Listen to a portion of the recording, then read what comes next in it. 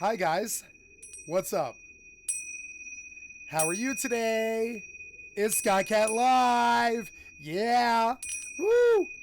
And so we're out here and we're trying to get some recording done. It's 7:43 in the afternoon. It's been a very long day for me. I had to go grocery shopping today and clean house and retool my approach for my stream and all this other stuff. And then I sang for 2.5 hours on my Twitch, and now I'm back. Now I'm here on my YouTube, going to record a video of WoW, Rust, and Eve. And I'm currently playing Eve right now. Yeah, and that's all I have for you today. I'm a bit drunk because I did some singing and stuff, and I'm back on the zombie server again to start my next base. And I hope you guys have a wonderful time here. You guys, and thank you so much. You guys have a wonderful day, and I'm gonna get to the gaming here, and I'm gonna listen to some videos for the rest of my shift while I work on farming and stuff. And yeah, and so we'll get off the big face here and activate, and there we are, and yep, there we go. And how's that look? Yeah, that looks good. Good, looks good. So now we go on about our business. Having won every engagement that I've come into. I've won every engagement that I've been into for the last like 2 weeks, and man, I feel like hot shit. You know what I'm saying? I won every single one. It's actually so fucking good. It's like the best I've ever been in my career. I think I'm like outplaying everybody. I'm calling the shots. Okay.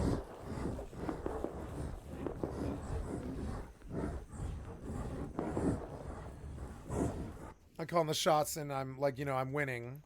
That wasn't winning, but I mean, I'm running a night. So, yeah. And so we go at it, and hope you guys enjoy. I'm going to be playing some Rust and some Eve. It's kind of later in the evening, so the session won't be that long. And I've been watching some videos and stuff, but yep. And so you aren't attacking these things. Okay, I want you to attack these things. Yeah, you attack these things, and you're moving away from them. I want you to go. Are you moving? I don't know. You seem like you targeted things that are really far away, so I want you to stop. No, I want you to stop. Stop. And then unlock. Unlock. I don't know what this is. I don't know why I targeted things so far away. That makes no sense to me. There we go. We go. Dur.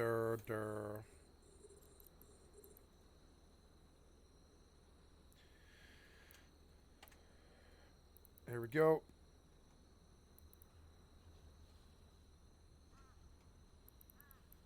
And there's the Eve, and we are in Rust. Had a lot of internal problems with fucking like brain dead fucking morons infesting me for the last like few months and stuff, and so I kicked them all. I'm done with the brain dead morons. If they want to raid me, they can raid me. I don't give a fuck about that. I can build a base faster than they can take it. What's that up there? It's a rated base.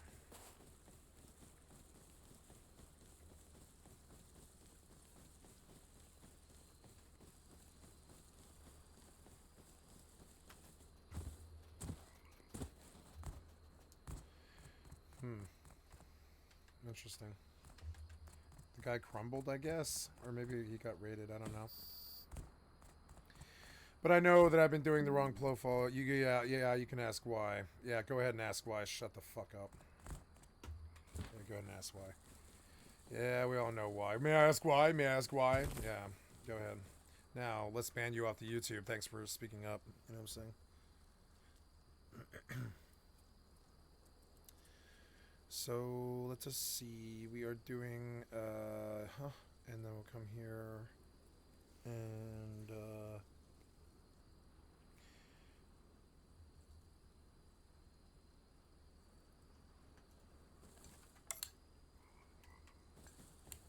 you're done.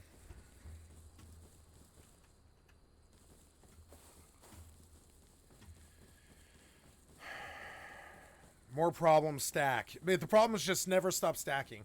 More and more fucking problems. Can't these fucking people leave me the fuck alone? Can't you get a fucking clue? You brain dead fucking morons. Get a clue.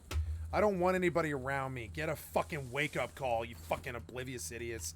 I don't want you around me. I don't want you talking to me. Like, get a fucking, like, get a clue. Like, get a clue. If you're nice, I want you around me. If you're not, GTFO. GTFG. Get the fuck gone. You know what I'm saying? Like, I'm sorry. And I'm, you know, I'm going to keep banning you across the board. If you keep talking to me, I'm going to keep banning you. So shut the fuck up, child. The asteroid is depleted. Sick of you fucking talking. Shut the fuck up, child. Yeah, you got banned. Sick of you fucking talking to me. Stop talking to me.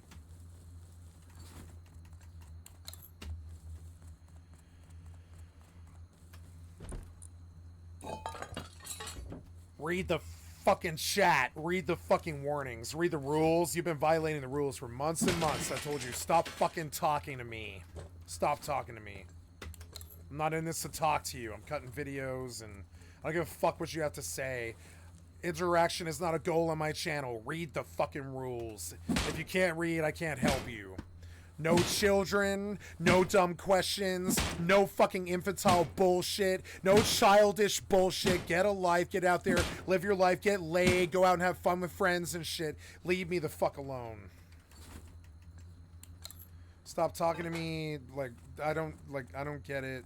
You know, leave me the fuck alone. Read the fucking chat warning on the fucking Twitch and you'll understand what the fucking deal is. You know what the deal is. I've told you so many goddamn times. I'm sick of false apologies and fucking fake bullshit. You're done in this channel. Get out. I'm done. Done with you fucking idiots. Go find some other prey to eat.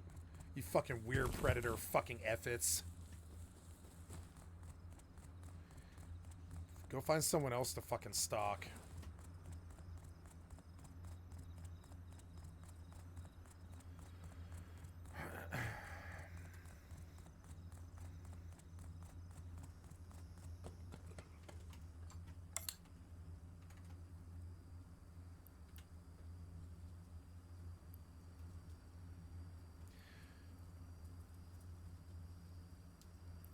May I ask why? May I ask why? May I ask why? May I ask why? Yeah, no, you can't because you're oblivious. You ask dumb child questions, child. Go live your fucking life and leave me alone. May I ask why? May I ask why? No, the answer is you're naive. Let's put it on the fucking channel. You want to know what the fucking answer is? You are naive. You have a child's naivety. We're going to pull the fucking words again. We've done this so many fucking times. Naivety. Naivety. You know what I'm saying? State of being naive, right? What is naive? Showing a lack of experience, wisdom, or judgment. That's you. That's why. That's why I kicked you. Naive. You're naive. You have no idea how life works, and you've just tried to suss out some stupid fucking cyberbully fucking pattern. 38 million. Look at this. 38 million. Jesus Christ, man.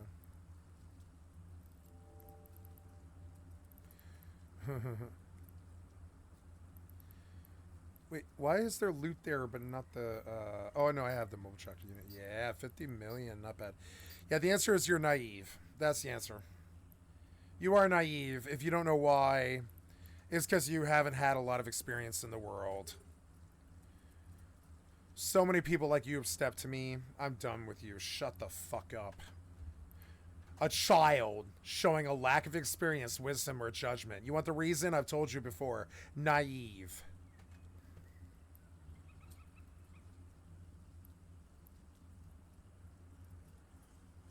A child's understanding of the world.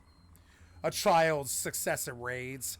A child's success at shooting. A child's success at trolling. A child's success at anything. A child's success of I got your money, you got nothing from me. A child's It's a child's naivety. Showing a natural and unaffected and innocent. Yep. It's like you're naive, you're innocent, you don't know what the fuck the world's like. You keep trying to fucking bullshit a bullshitter because you're a fucking moron. Yeah, uh-huh. Shut the fuck up. I don't believe it. You always show up a second after the drama, dude. I don't believe in your coincidence. And again, okay, Aquinas, let's put it this way, all right? Let's give it a benefit of a doubt. I don't fucking believe you. But let's give you a benefit of doubt, okay? Read the fucking rules on the fucking channel. You talk to me all the fucking time. I've tried to fucking tell you. No children, no chat. We're going to come back to the fucking moderation, and we're going to come to the fucking rules. I'm going to remind you, I run a tight ship. Chat interaction is not a goal on my channel. I will not speak with you unless you subscribe. There's been far too much online abuse. And already you've taken up my time like twice today. Maybe this is a joke to you because your life's a joke or something. But it's like, or I'm not trying to insult you if you're not who I think you are, but I think you are. I need you to go harass someone else. Go find another streamer. There's 2 million out there. You've been in my channel too much. Go find some other target. Told you over and over and over again, I don't want fucking interaction. And you constantly push me into it. And you're done now.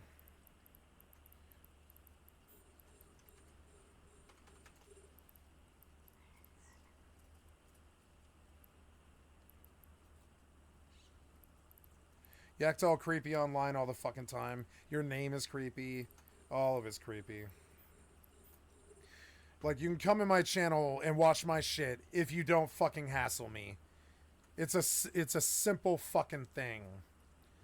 Come into my channel, don't hassle me. You know what I'm saying? Like, you, them, anybody. You know what I'm saying? And it's like, yeah, I don't believe you. I'm sorry. You show up with impeccable timing all the fucking time. I think you're with the piece of shit trolls. I don't believe you. And if it's a case of mistaken identity, I'm sorry, sir. But you always show up with impeccable timing whenever some stupid ass retard fucking bullshit is going off in my stream. And I'm just not doing it. I'm not doing it with you. Your timing is the timing of a naive child. Go away.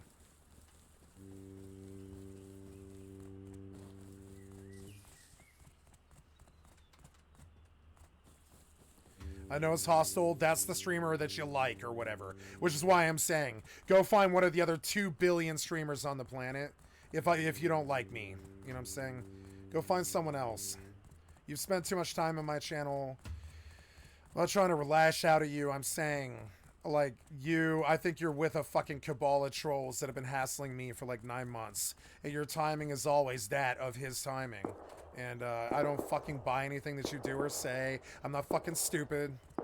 And if you don't like it, go find one of the other 2 million streamers on the planet. I'm sick of fucking being hassled by children. Get the fuck gone. You ask dumb questions like the bots do. You, like, just get out. Like...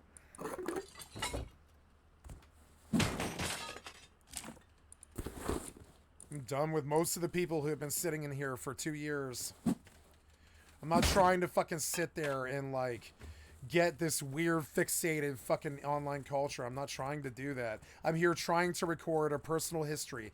Interaction is not a goal on my channel. You want to watch it? Fucking watch it. I can't stop you. But stop hassling me. The asteroid is depleted. Stop hassling me. I don't come to your fucking house and hassle you. You're the antithesis of a good human being. You know what I'm saying? You come to someone else's house and hassle them all the time. And I'm like, come on, man. Like, I very clearly stated what the rules in this channel were. No, you're not dealing with a normal human being. Yes, I have PTSD. No, I don't want fucking hero worship. That's not why I came here to do this. I came here to do a personal fucking history. It's like you show up with impeccable timing every time the troll does, because I think you're the troll. So maybe you aren't, and I'm sorry if you aren't. But I mean, like, still, it's like the interaction is still hassling me, and I'm sorry. Like, I didn't do this for you. I don't care about your approval or or whatever. Don't care about some troll. Don't care two shits about some fucking foreign kid from the East Coast. I don't care about that shit. Just leave me alone. Tired of it.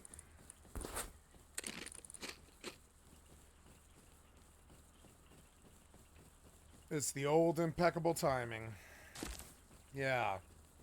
Oh yeah, I totally believe in deja vu. Yeah, in the Matrix, yeah. I've never been warned about that or anything like that.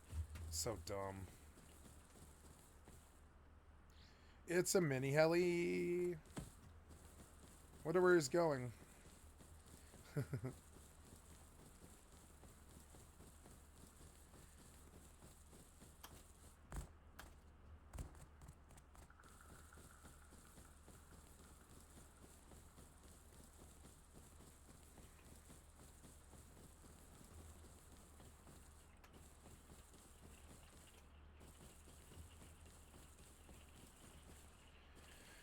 If you or any of your fucking boss show up in my channel ever again, you're fucking gone.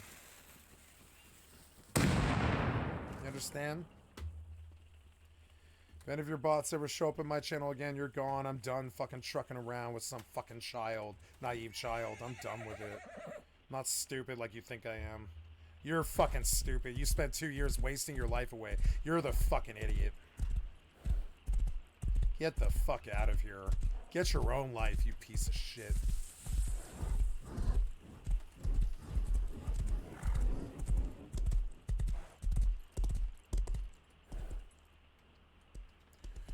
Done with you and your bots. I'm done with you fucking harassing me. Done with your bullshit fucking butt buddy. Done with all of it.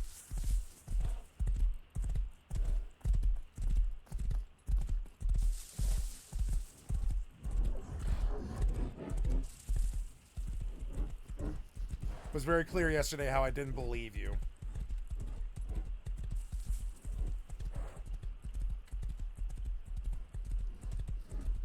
Just seeing how much you believe, how much of your naivety, you know?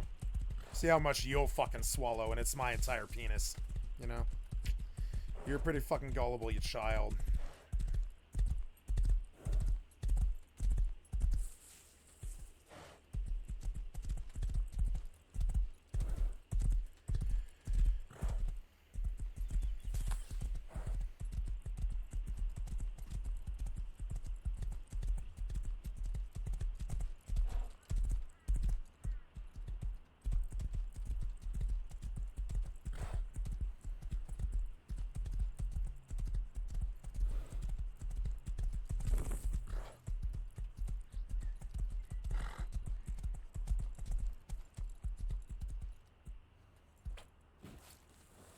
Oh no, did they aggro? Of course they did. Oh, damn it. Oh, you bit me already. Oh, instantly, huh? Just instantly, huh? Just spawned it on me. Wow, you just spawned on top of me, huh? Great pop aggro. Good job.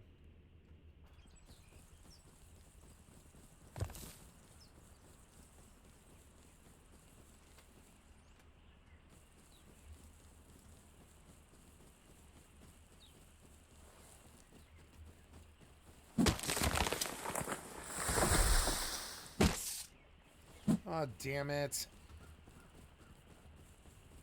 Did you aggro? I think you did. It's like unfair to get a pop aggro off the spawn, man. I may as well kill myself at this point. Can't you do better? Oh my god, there's so many zombies. The asteroid is depleted.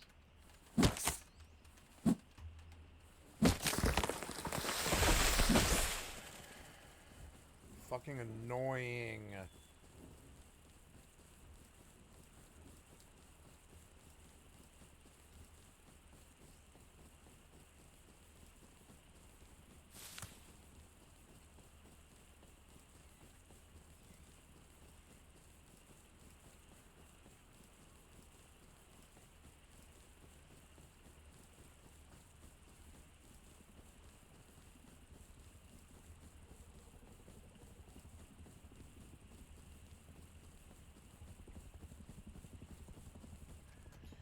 Oh, hey, look. Yeah, hey. Impeccable timing. Bye. Loser.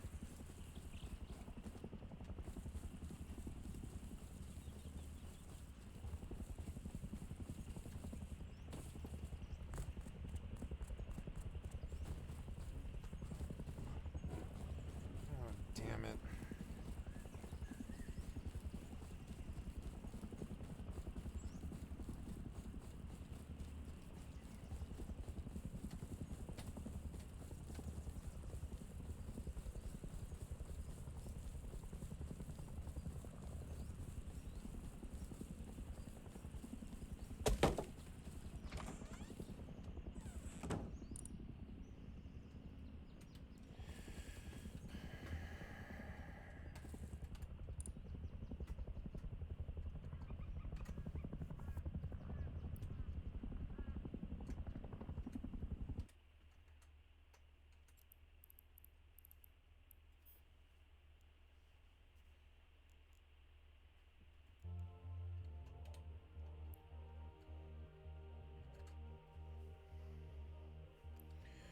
Keep on showing your sock puppets so I can kill them. Let's do it.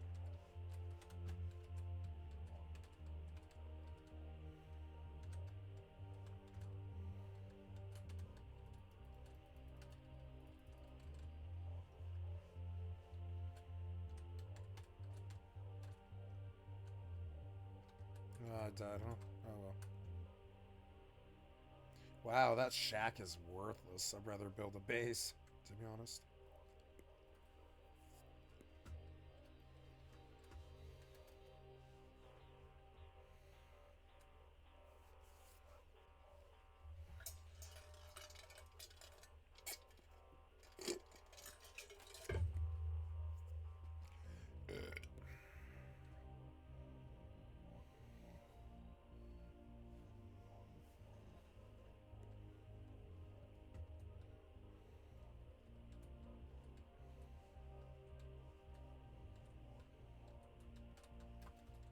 Fucking script kitty piece of shit cocksucker.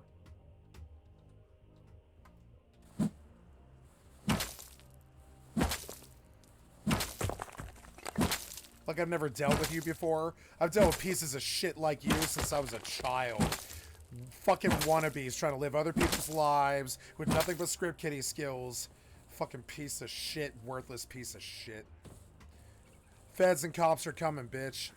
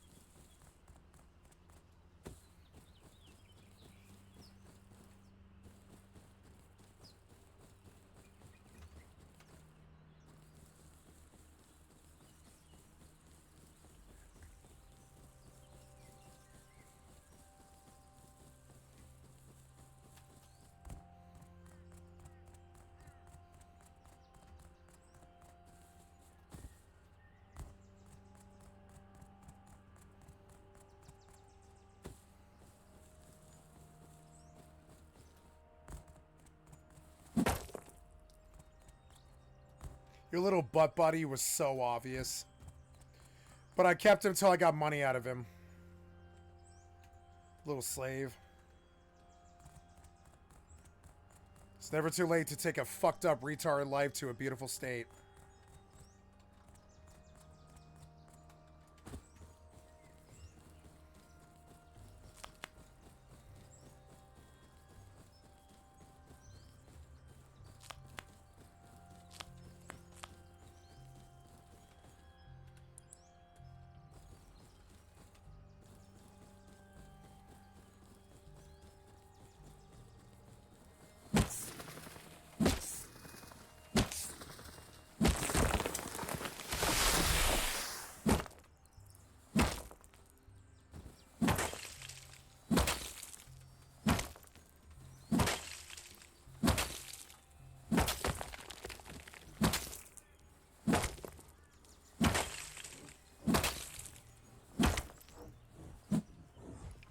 Damn it.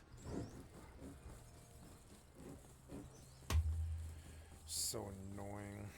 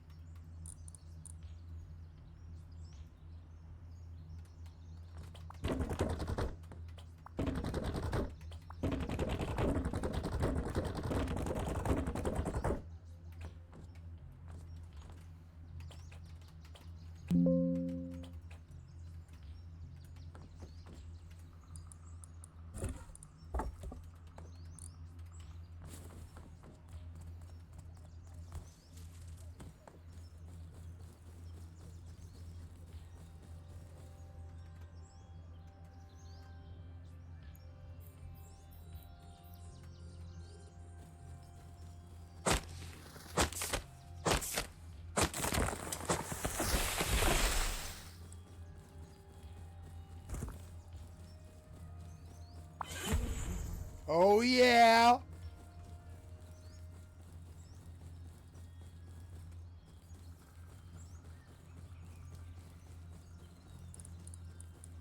The asteroid is depleted.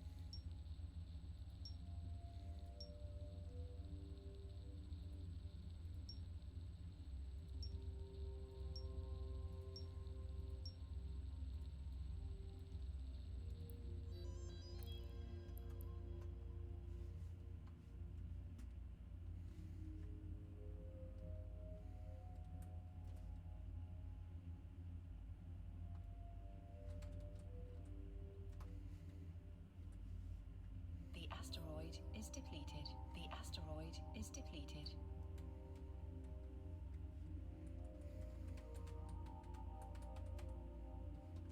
The asteroid is depleted.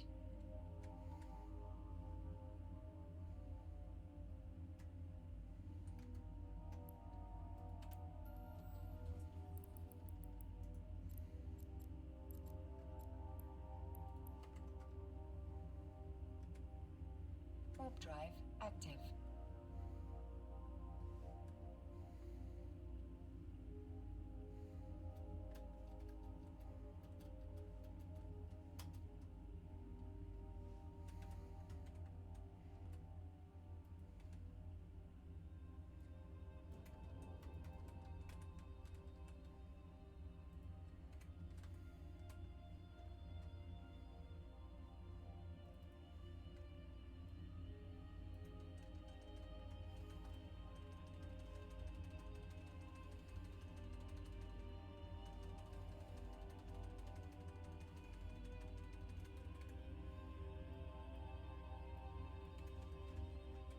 Docking request accepted.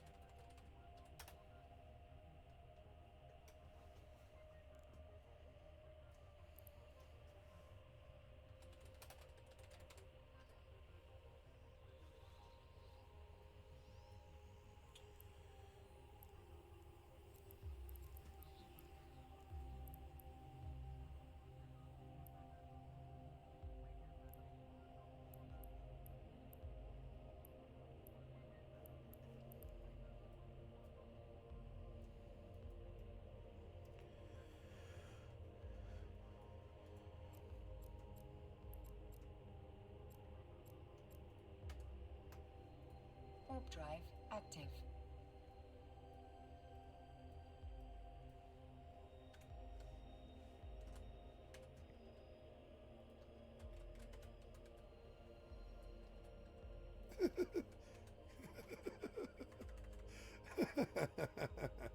Fucking scrubs. You're so fucking bad. MJ rip shots. Come on. Fucking bads. Fucking bads. You'll never find me. Enjoy wasting 2 days or something like that. And when you do, it'll be a wood base. You stupid cocksuckers. You and your butt buddy are so goddamn fucking bad.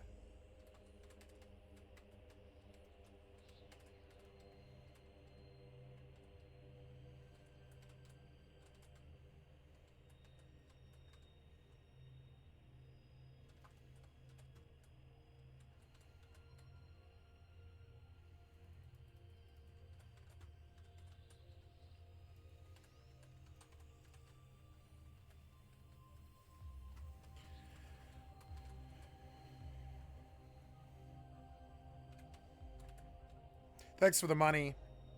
You have got to be the stupidest piece of shit trolls I've ever come across. I can't believe you gave me money. You're so fucking bad. Even amongst your friends, you would be considered to be the worst pieces of shit in history at this. Go back to school. This isn't your fucking game, guys.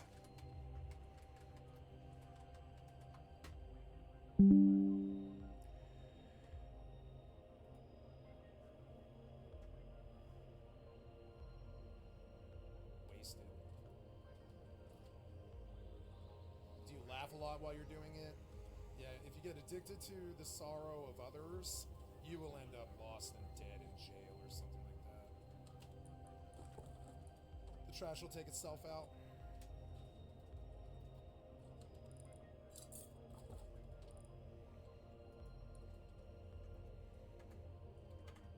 Yeah, is that why you're on my Rust server? Well enough alone. You gotta go raid on a 10 pop because you can't make it on any other server. Like me. Yeah, is that why you're on my Rust server? Yeah. You think I'm stupid, huh?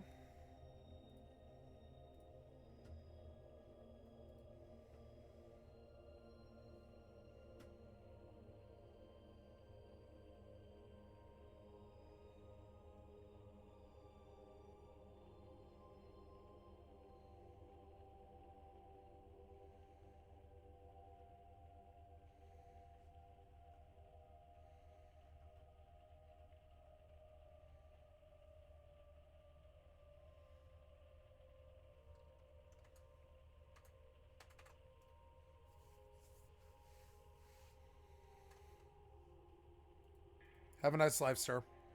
Sorry if I offended you. Nothing personal. You and I are incompatible.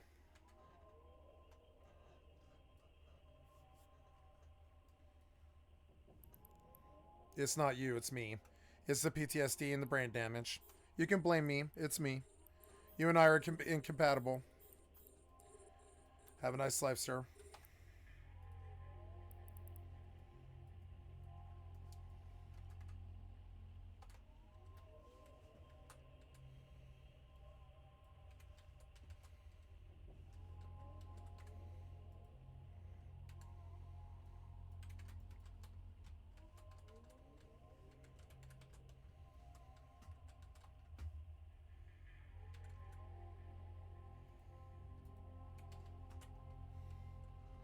Peace be unto you, brother.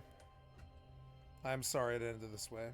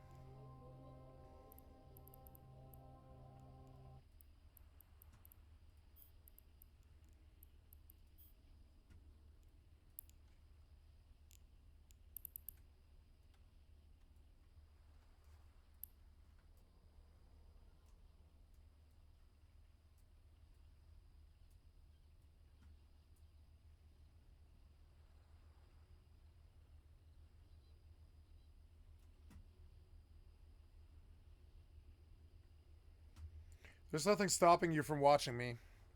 Go watch me on YouTube. Interaction is not a goal on my channel. Stop trying to interact and we're good. The rule's been up there for 5 months. 5 months. It's not like, oh, Skycat changed his mind one night. It acted all psycho. The rule's been up there for 5 months. You guys have been pushing it. The fucking interaction is not a goal on my channel. Chatter interaction is not a goal on my channel. This has been up for 5 months. You know what I'm saying? I will not speak with you unless you subscribe. There has been far too much online abuse. You know what I'm saying? Fair warning, I will still most likely not speak, even if you subscribe. You have taken up too much of my headspace. I did not do this for you. I don't need your approval or money or approval or anything at all. I didn't ask you for money. I mean, I guess I say, yeah, if you want to donate, click on the cat's face. But I mean, like, I didn't ask you for any money. Like, your patronage, I value it. But, like, understand, the interaction is not something that I want with anybody. I'm sorry. Humanity has treated me like shit, and I don't want to be around any of you guys. I'm sorry. This is the cost of letting them do it. You guys let them do this shit to me. You don't ever call them on anything, the government or anything at all. You don't. You're not like, you don't hold your friends responsible for treating me the way that they did or any of this other stupid ass shit. So, like, yeah, I'm done with you guys. I'm sorry. Yeah, I'm done with interaction. Interaction is not a goal.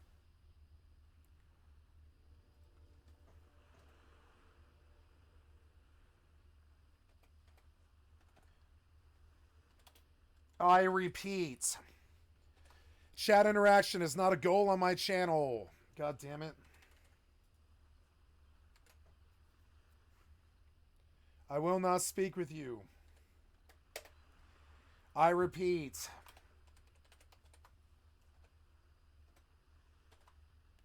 I will not speak with you. I don't want to talk with anybody. Is this simple enough to understand? When humanity has killed you and tried to destroy your life and your family, and everybody you knew and all your friends are dead and all your heroes are fucking dead and your inner circle's dead from suicide, you'd understand too. I don't want to fucking talk to anybody. Read the fucking between the lines here. I don't want to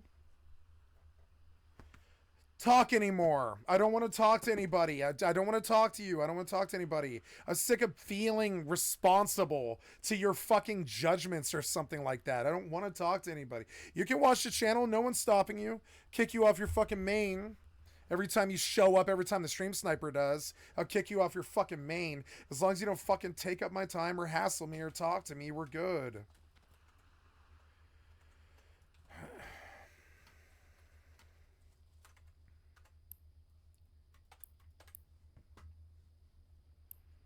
You try having the life I've had and want to talk. I don't want to fucking talk. I don't want to fucking talk. I'm going to put it right on the fucking thing.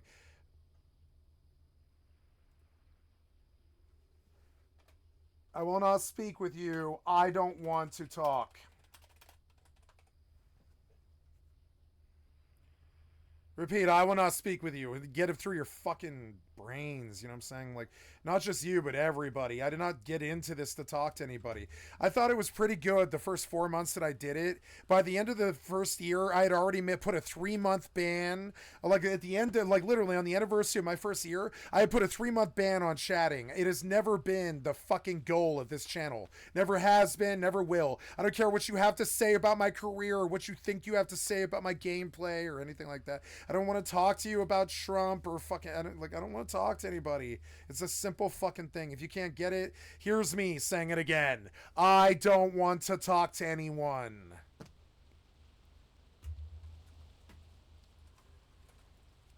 I don't want to talk to anyone. I don't want to see the same people in this channel for fucking 2 years. That's not what I'm here. I don't think that's very healthy. Got into this to show you. I got into this to prove to the world that I could do something that wasn't fucking ruined by someone else.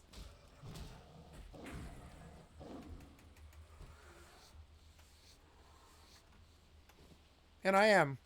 And I will not brook conversation. I don't want to know what you think. I don't want to give a hot take. I'm not the fucking average streamer. I am not the average streamer, right? Let's put that on the fucking thing, too. There we go. I'm not... I run a tight ship. I am not Your average streamer.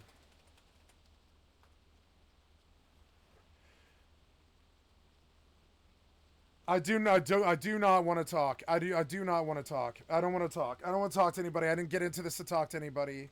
I don't care what anybody thinks about me. I don't need their money or any of this stuff. I'm just here trying to entertain people. I don't want to fucking worry about some drama. You can watch me. There's no way that I can stop you from stopping to watch me. If you want to watch me, you can watch me. Stop taking up my fucking time. Any of the trolls or anybody who watches me, stop taking up my time. Like, I'm sorry, it's just like, it's not my fucking thing. I'm sorry. If I could, I would turn the chat off, frankly.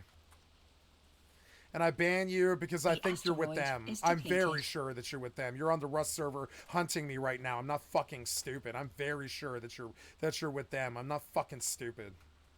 Stop treating me like it. You know what I'm saying? I'm on the server defying you fucking assholes. I challenge you to fucking find me, you pieces of shit. And if you do, I'll respawn and build another base, which is what I've been saying for 14 fucking months. It doesn't matter how much you harass me or raid me or any of the stupid shit that you do, like blow through the roof to the front door. I don't give a shit what you think or have to say. I will not have anything to do with you. You go fuck yourself now, you hear? And this is the guy that you think you like. Trust me, you don't like me. You like my work. Like, stay away from me and we're good. You like my work. You don't like me. I agree. I agree with you. I don't like me either. So just stay the fuck away with me. Stay the fuck away. You know? Don't show up here every single day. Live your life. Don't show up here every single day. I'd like to see you guys on, you know... maybe every other day or maybe the weekend or something like that. But I see some people in here every single fucking day. And I'm sorry, but it's just like, I don't come from the same culture as you do. I don't approve of that. I think you should live your own lives and stop worrying about mine. All this other stuff. I don't care what you think about my skill or how you troll me or any of that stupid ass shit. Your fucking shit has no play here. No fucks given. You know what I'm saying? And as I consistently outplay everybody, I'll just remind you that I consistently outplayed everybody. And you're just like, oh man, it's the first guy who ever actually beat a troll. Because you're children. You have no idea.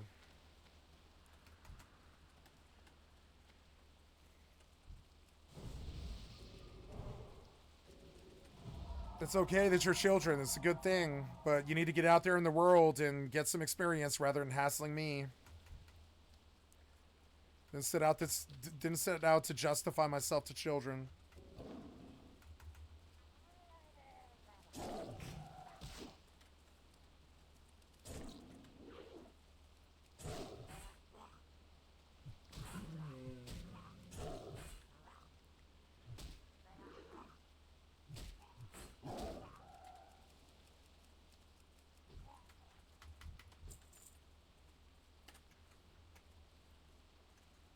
The asteroid is depleted.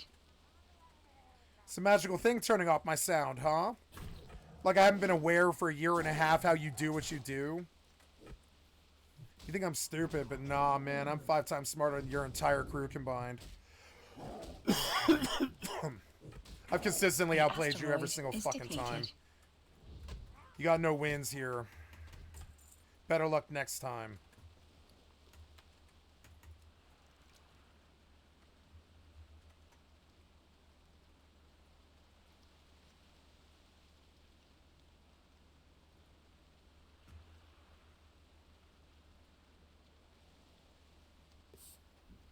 There's been accusations towards this game about potentially being not real.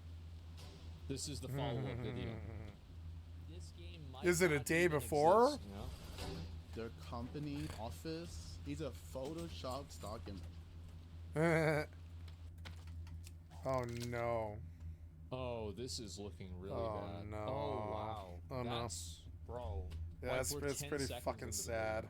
Yeah. 50% more experience. Wait, what? Wait, what? They're officially partnered with an R&T website. What?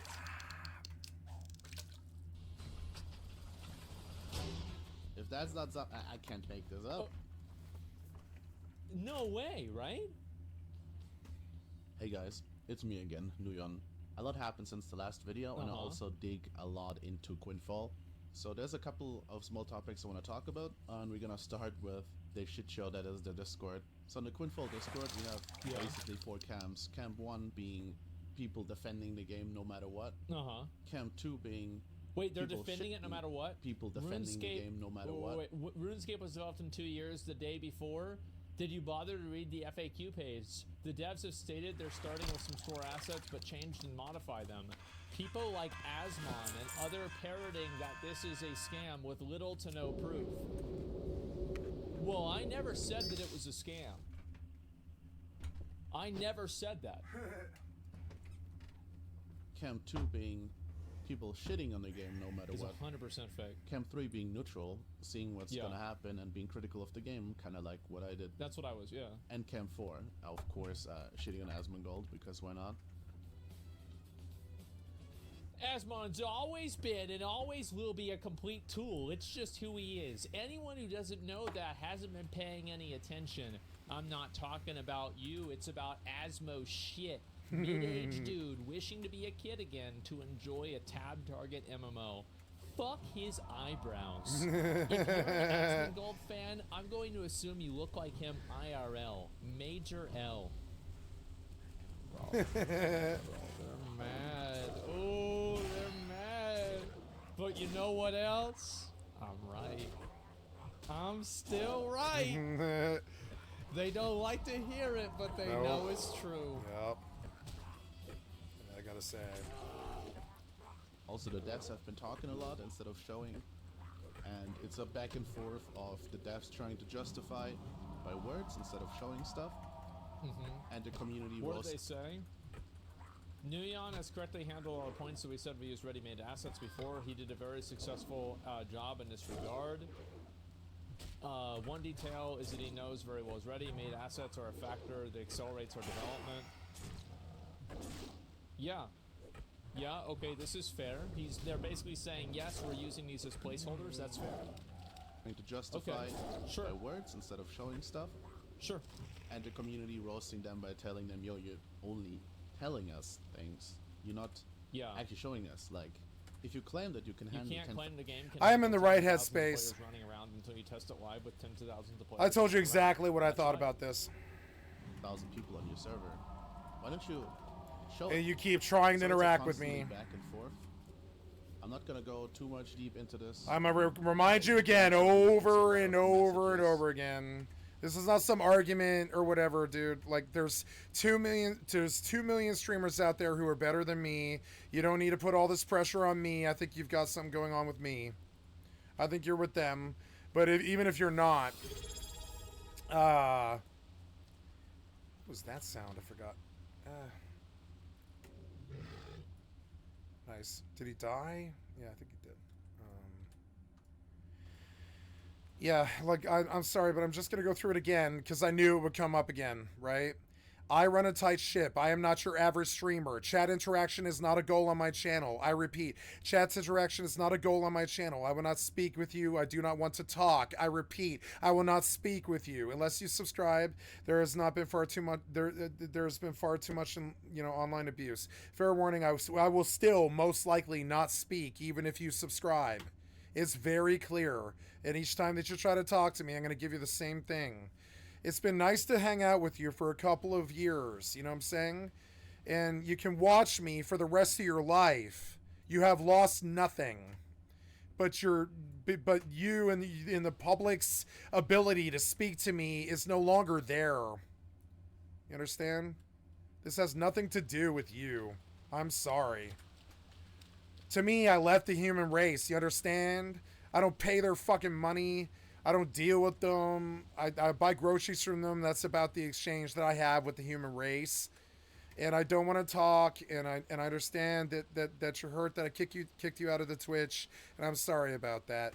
But I suspect that you're with my enemies. And even if you aren't, you can always just continue to watch me on YouTube. And that's my best that I can do with you. I'm not a nice person. I didn't set out to try to explain myself to people that I don't know. I am sorry. Chat interaction is not a goal on my channel. I keep trying to say no kids, no chat interaction. There's no argument here. I'm not dissing you. I'm treating you exactly the same as everybody else. Number 2's been in my channel for 13 months or something like that. I just kicked them. It's too much interaction. I don't want to deal with humanity. It's an actual person who doesn't want to deal with humanity. I know it's hard for you. I understand everybody in your generation or everybody is desperate for attention and clout and interaction and needs like friends and all this shit, and you're lonely. That is not the case here. I don't want any humans in my day-to-day.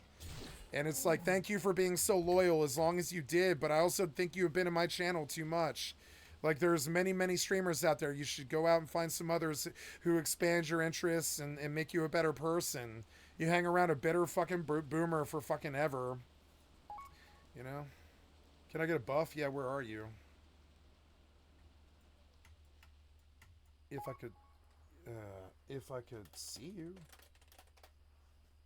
Oh.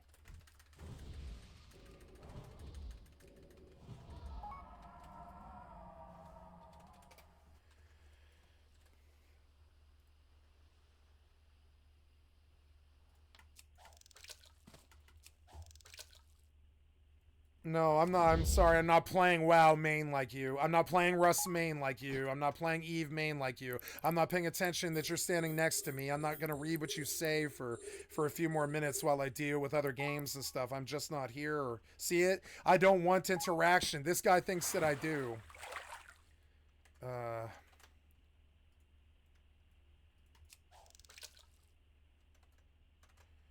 Long walk to South Shore. Pretty sure I'll die a few times. This will help. Okay. Need pocket.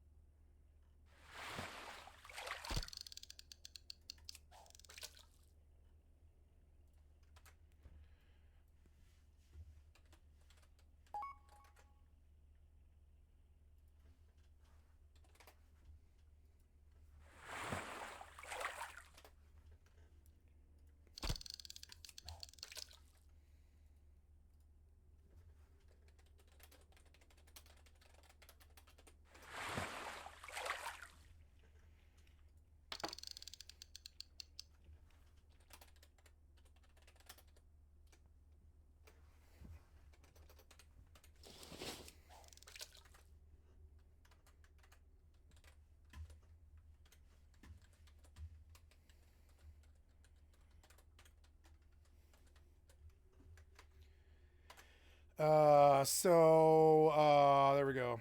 Yeah, and it's like, dude, like, I'm sorry. It's like, guys, like, I. My pen.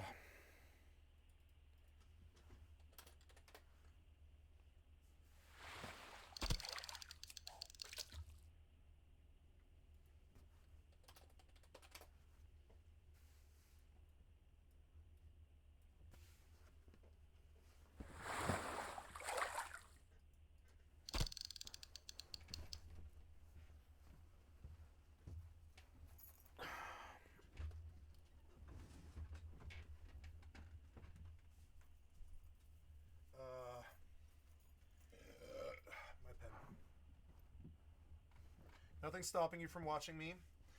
What is stopping you is interaction. I don't want interaction for fucking anybody. I was very clear about this. I changed the rules like 5 months ago, and you guys haven't really taken the hint.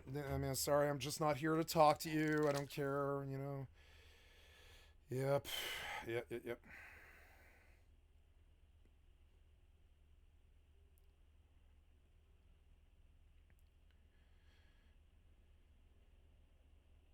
There is.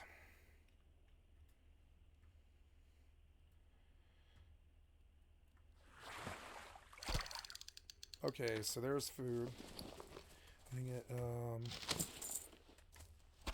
Like, you guys seem to think it's cool to come to my base or my server and stick your fucking face in my fucking business.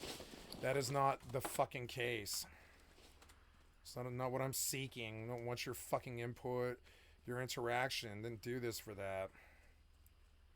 Maybe you've never been an artist before, but I have. This is, to me, an art form.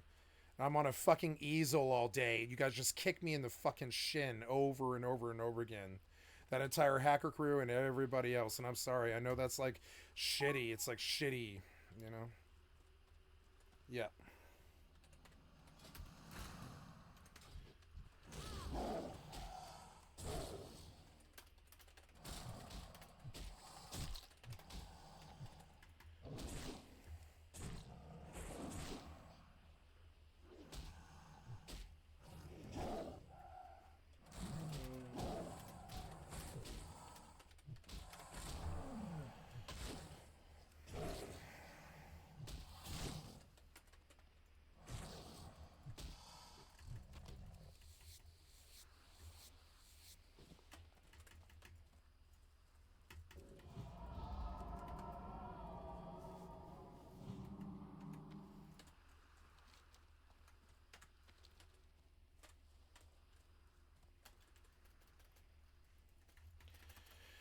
Okay. Gonna get fucking buffs back up again.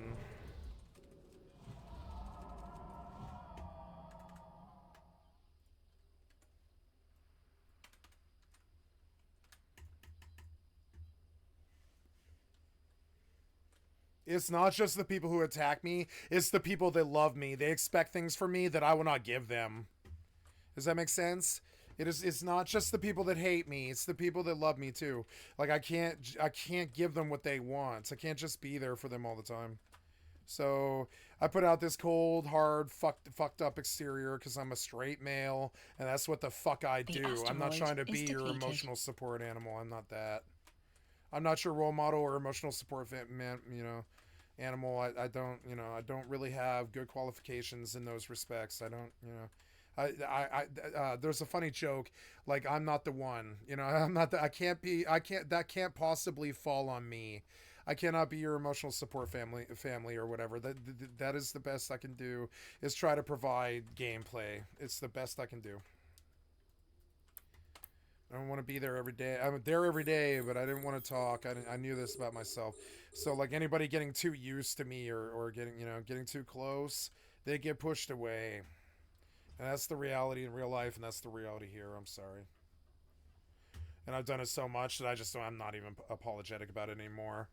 I know when I need to do it, and I do it. It's called disassociation.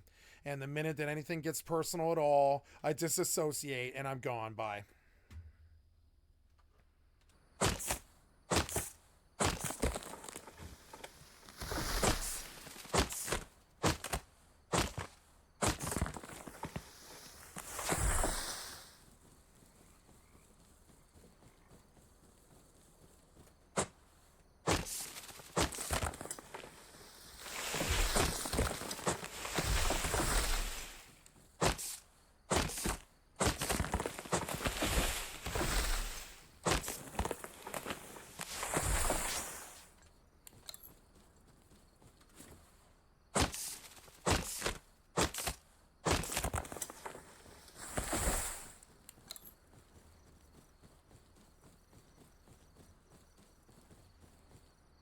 I'm sorry if I took your money and dissed you.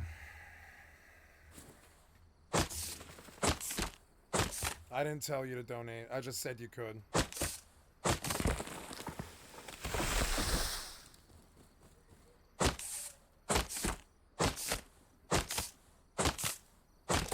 How I put it is, click on the cat's face to donate, you know?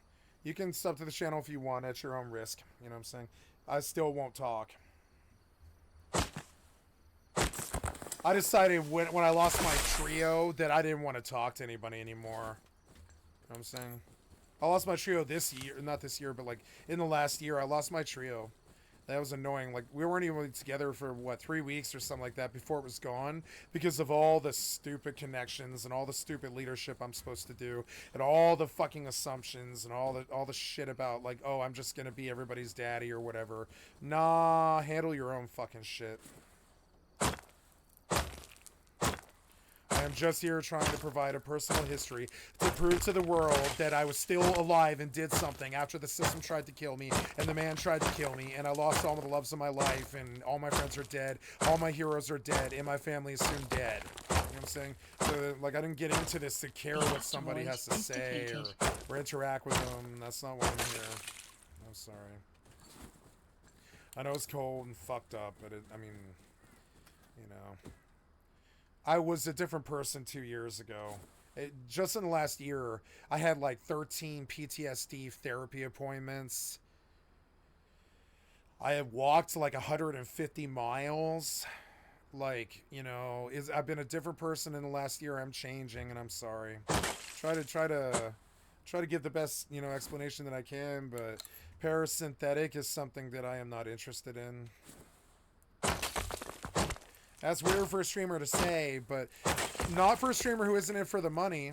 Somebody who's just doing it as an art form, I think that is kind of pretty normal to say. I'm an artist. I know it sounds like I know me singing other people's work doesn't seem like it, but I have cut music videos right live on this channel. I am an artist, and I'm not trying to talk to you while I do my happy trees, you know?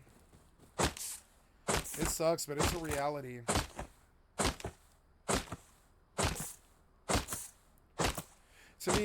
To me, happy trees means chopping down trees without being harassed.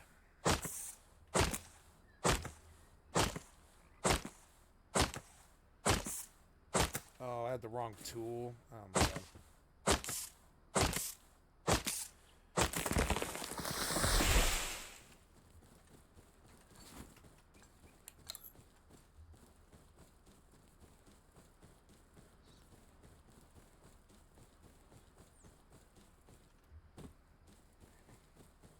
Hey guys, I quit my career.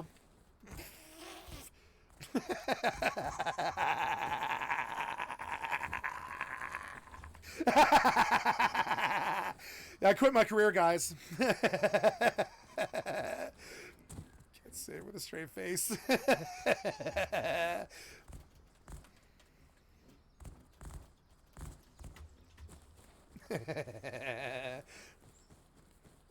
Fucking naive children.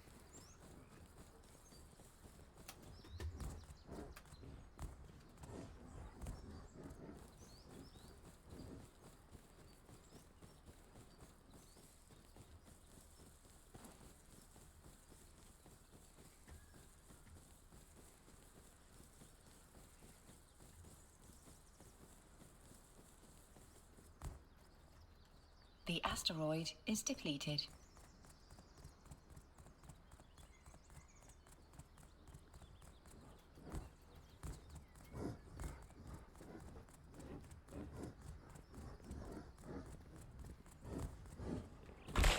Ugh.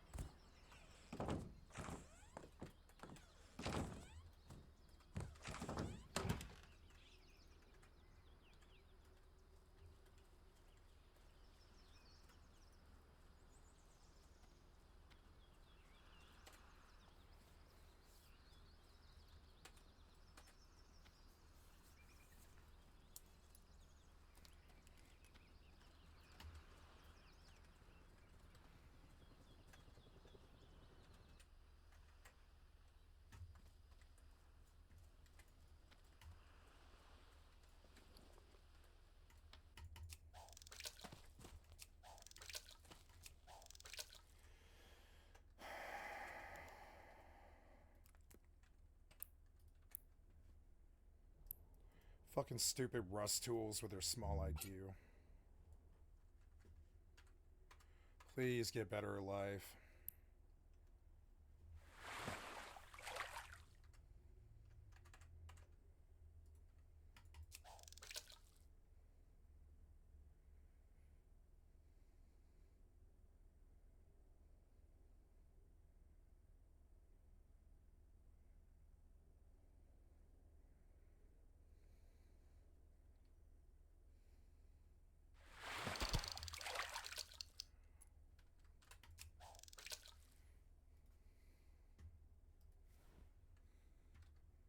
And remember when that idiot blew through the fucking roof to the front door? I do. Hey, it's one of the other sock puppets. Yay, bye. Bye. Hey, I got another sock puppet, guys. Let's see how many. Let's see how many they expose. Maybe they'll sub to me this time.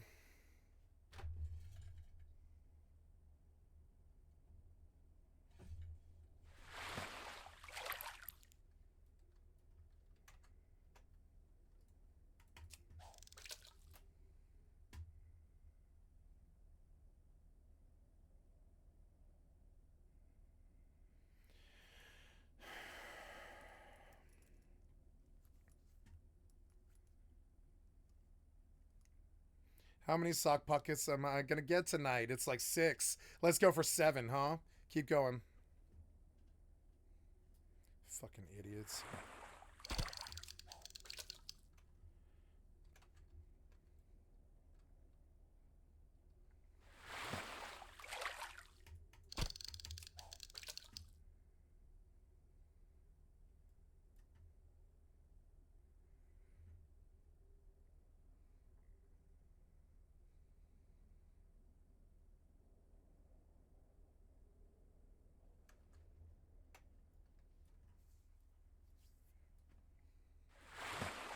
Watching your children fumble is hilarious.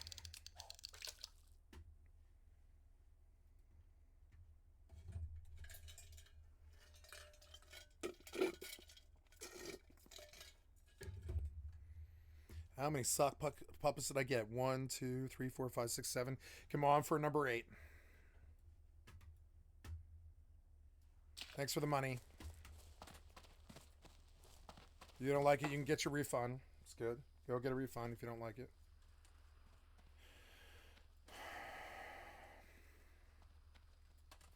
You guys are obvious as hell. You have no skill. You got no play here. You got troll for 2 years. I am the master troll. You guys, you pieces of shit have failed horribly. I spun you up and played you like sock puppets, pulled 4,000 follows out of you, money, subs and follows, and all kinds of entertainment and all this shit. You know what I'm saying? You guys think that I'm the one who's an idiot. Nope, you got played by a streamer. Sorry.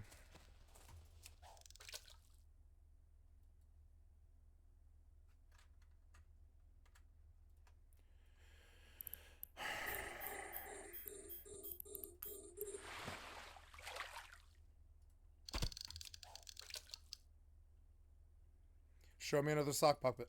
Come on, give me another sock puppet. I'm going to get off YouTube here, guys. I'm going to keep the recording going, but I'm not going to stream to YouTube tonight. I'm going to stop it. Bye.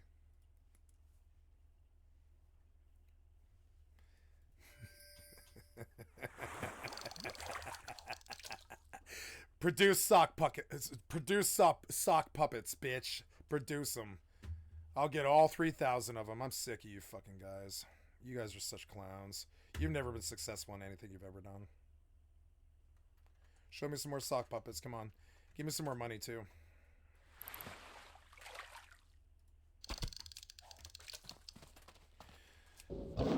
Na na na na na na na na na na na na na na. Why don't you do right like some other men do?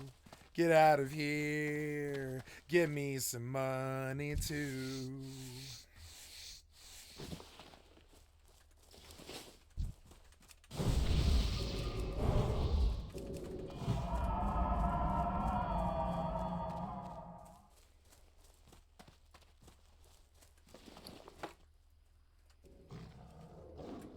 Ugh.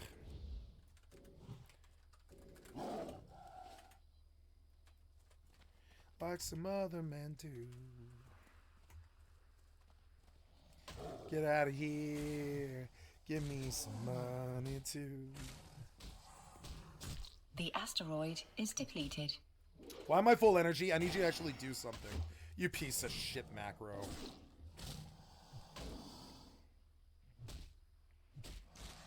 Why am I full? Get out of here. Give me some money too. Please do something. I need you to actually do stuff. Okay, you can't seem to get that right, so we're going to switch this up, and we'll see if I can just get a bleed with mouse 5 and mangle with mouse 4. And then, yeah, Savage War is 5 if I really want it.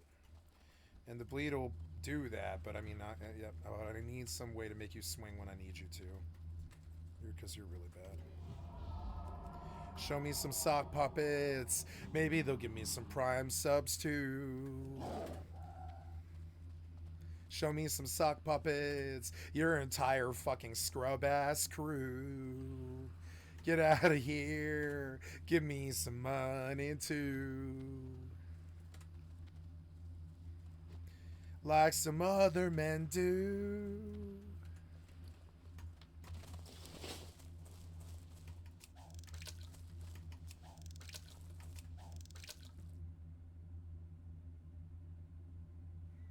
Oh, here we got another one. There it is. Bye.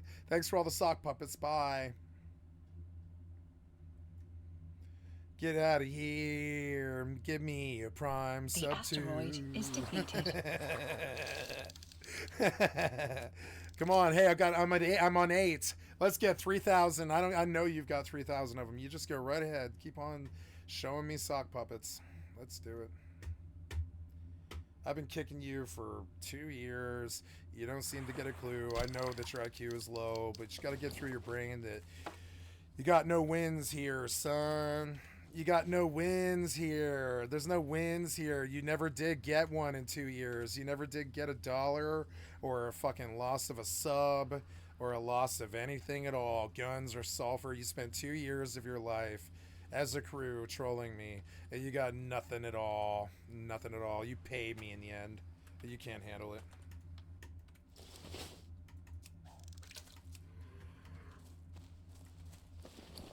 It's funny watching 15-year-olds learn how to do things.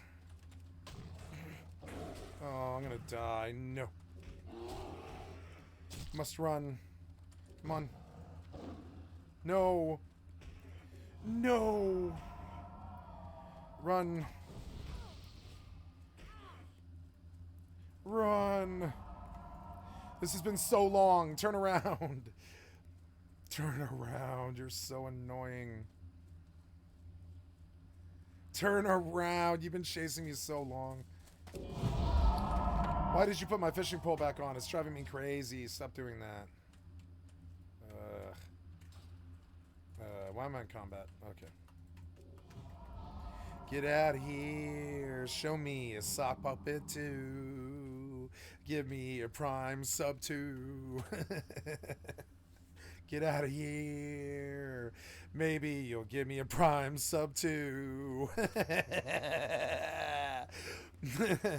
Come on, show me more sock puppets. Come on. Did I stop your little spy network? I'm so sorry. Better luck next time. No wins here. I'm sorry. Better luck next time. Yeah, I've known for a long time. I milked you. I milked you for like $50. I'm sorry. Yeah, I know you're all in the same fucking Discord trying to fucking like troll me right now. I'm not dumb.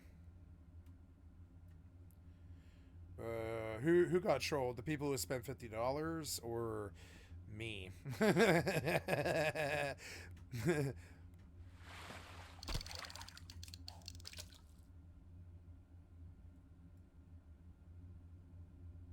It's funny, you seem to think I'm Pokemon, like I give a fuck what people think.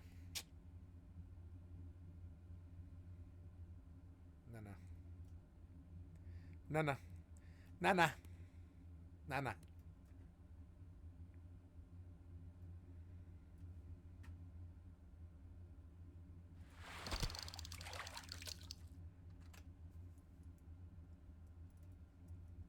And it's basically a shit show.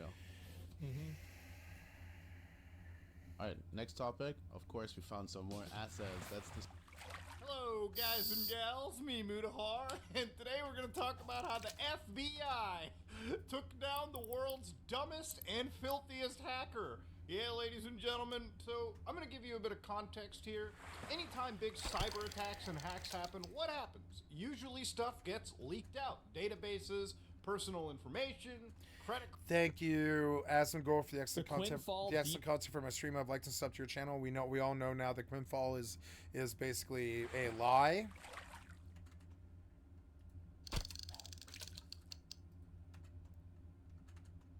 Gals, me Mutahar, and today we're going to talk about how the FBI took down the world's dumbest and filthiest hacker. Yeah, ladies and gentlemen, so I'm going to give you a bit of context here.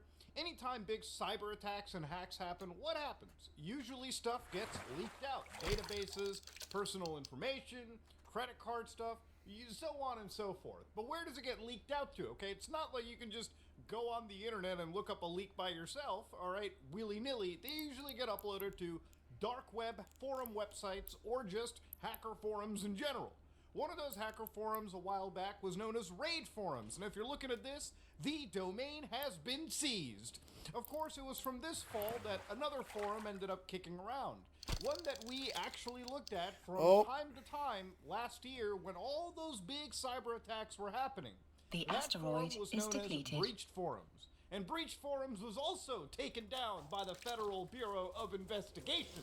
And of course, what was happening in that situation was not just the forum. Thank you, some ordinary gamers, for the excellent content for my channel. I'd like to sub to your channel. And thank you, Asmongold. And yep. So let's look at it. The FBI arrested a very evil hacker.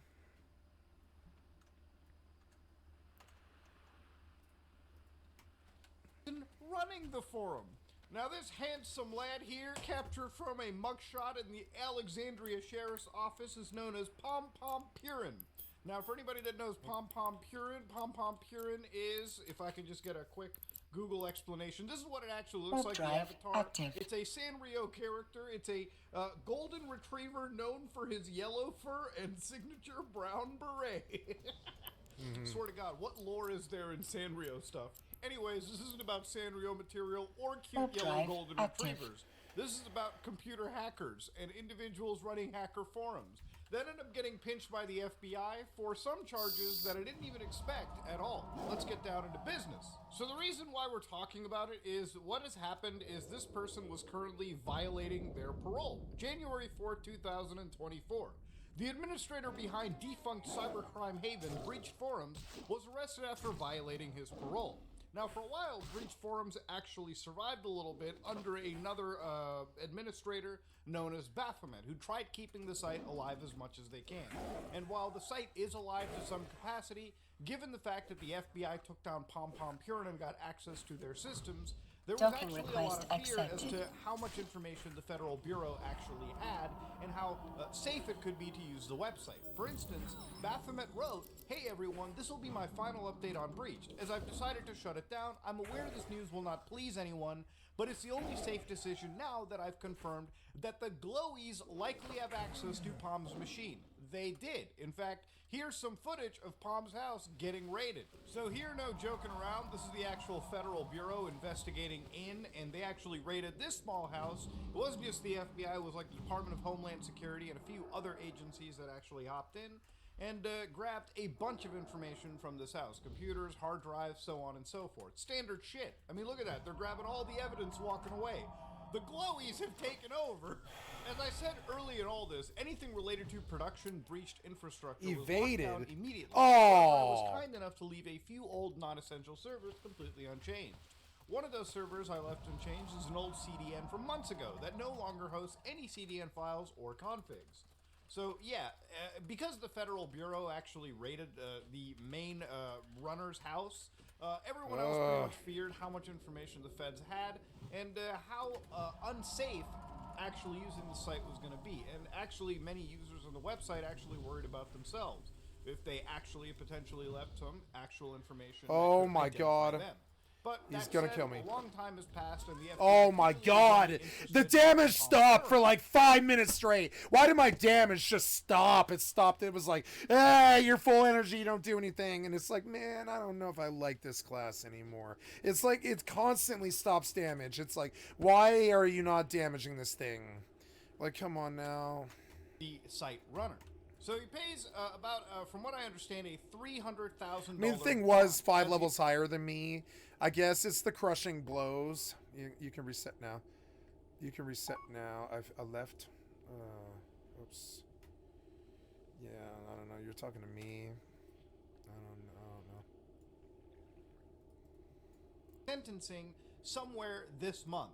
And how did he violate bond, ladies and gentlemen? Well, apparently he violated his parole by using a computer and VPN services without the required monitoring software enabled. So yeah, he was basically put on digital house arrest. Decided I'm just gonna take off the ankle monitor for a little bit, and once that happens, feds just jump right in. Usually you need that monitoring software so the FBI knows that even if you are using a computer, obviously we want to make sure what sites you go to, who you talk to. Once you're under bond or parole or any kind of federal stewardship legally, you pretty much lose all rights to your privacy as far as everything here is considered. So those 3 charges actually include conspiracy to commit access device fraud, unauthorized solicitation, and of course, one big charge, possession of CP. So you might be wondering, whoa, that's a big charge. You did not expect that. Really? Really? You didn't expect the hacker forum Pom Pom Purin guy to potentially have that charge? I honestly didn't expect it either, don't worry, because that's a pretty serious charge, and I wanted to actually look into exactly how that charge actually got laid onto Pom Pom Purin. So again, looking at an actual document from the court, a court docket, one will actually lead through. They actually go over the entire website and a statement of facts as well too. So for instance, they say the U.S. and the defendant, Pom Pom Purin, agreed the following facts are true and correct. So this is actually a guilty plea right here. From in and around March 2022 through March 15, 2023, the defendant conspired with other members of the website known as Breach Forums, including the Breach Forums mods and vendors, to commit and aid and abet the commission of the following offenses. So, the following offenses were to knowingly and with intent defraud, traffic in, and use one or more unauthorized access devices during a 1-year period, to wit, payment card data, bank routing, and account numbers, social security numbers, and login credentials. So again, B was without the authorization of the issuers of access devices to knowingly and with the intent to defraud, solicit a person for the purpose of selling unauthorized access devices, to wit, payment card data, bank routing, and account numbers. And then, in addition, Fitzpatrick knowingly falsely registered domain names, including breached VC, breached.io, breachedforums.com, net, org, so on and so forth, and knowingly used these domain names in the course of committing the offense described in paragraph 1. So these were the darknet forums where they would distribute and sell hacked information. And then, of course, further on, Pom Pom Purin knowingly and with the intent to defraud did aid and abet the solicitation of at least one person for the purpose of offering unauthorized access devices. And again, all of this led around towards hacking. But charge number 4 here, or actually mention number 4, not charge, further, as explained in more detail in paragraph 37 to 42, in the Southern District of New York, Fitzpatrick knowingly possessed and attempted to possess at least one matter containing one or more visual depictions that had been transported using a means and facility of interstate and foreign commerce, and in accessing interstate and foreign commerce in which visual depictions were produced using materials which had been mailed to or shipped or transported. By any means, including the computer, and the production of such visual depictions involved the use of minors engaging in explicit conduct, and with such visual depictions were of such conduct. So again, all of this information would have been stored on a Dell Inspiron 5593 laptop computer and a Samsung 870 QVO 4TB solid-state hard drive. I don't even have a solid-state hard drive in this system that big. That's crazy. So basically, that's effectively what is to be understood out of this situation. He is a disgusting individual, and whether he was storing disgusting imagery like that for sale or personal consumption doesn't really matter. This is still a sick individual, and what they've done goes beyond far than just hacking databases or facilitating the sale of illegal information. That's honestly, in my opinion, like 10 steps below the ZB charges. So here the FBI kind of lays down basically that Pom Pom Purin manages the official CDN, which is the Content Distribution Network. And of course, being that he was the one showrunner, obviously he's the one that had to be targeted. So here he actually talks about, do you want your database post to be on our official CDN? We're always looking for more databases to load onto our official CDN. So again, he's basically claiming to be the owner of this website, and obviously this isn't unknown knowledge. This is what just the feds put in to make it pretty evident. So again, he's also got the middleman service, where in a post initially made by PomPom Purin on breached forums, or later modified in around November 6, 2022, he announced a middleman service and explained the process for reaching out to him to initiate a transaction.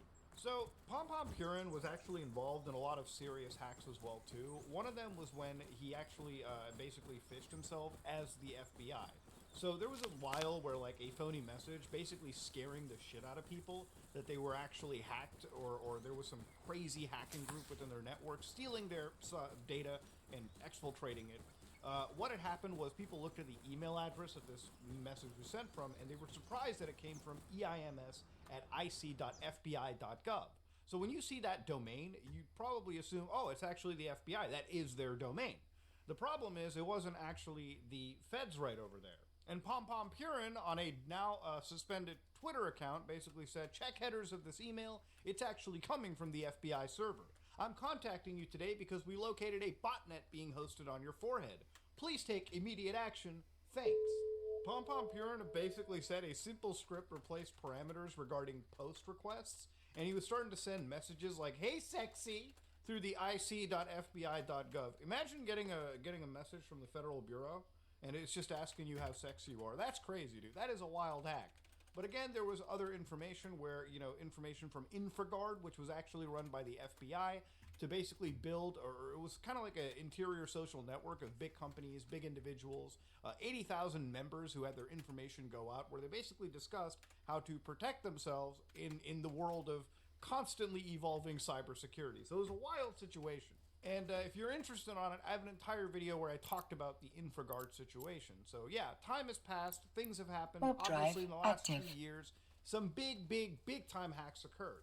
But one hack that nobody really wanted to see happen was when the actual DC healthcare information, one of the DC healthcare exchanges, had their information breached. So here's the thing. I don't think law enforcement agencies really care about the average person, but the moment you start messing around with big time elites and politicians is the moment when the actual the claws come out, and if the FBI seems like they ever are sitting on something and wasting their time, they will definitely show the full apparatus of their entire operation the moment you start going after some really powerful individuals.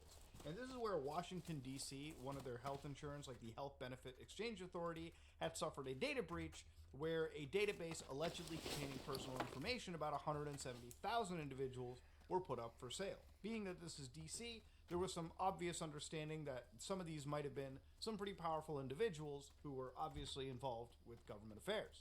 And of course, if you're looking at this censored thumbnail or this image, you probably realize this was hosted on breached forums.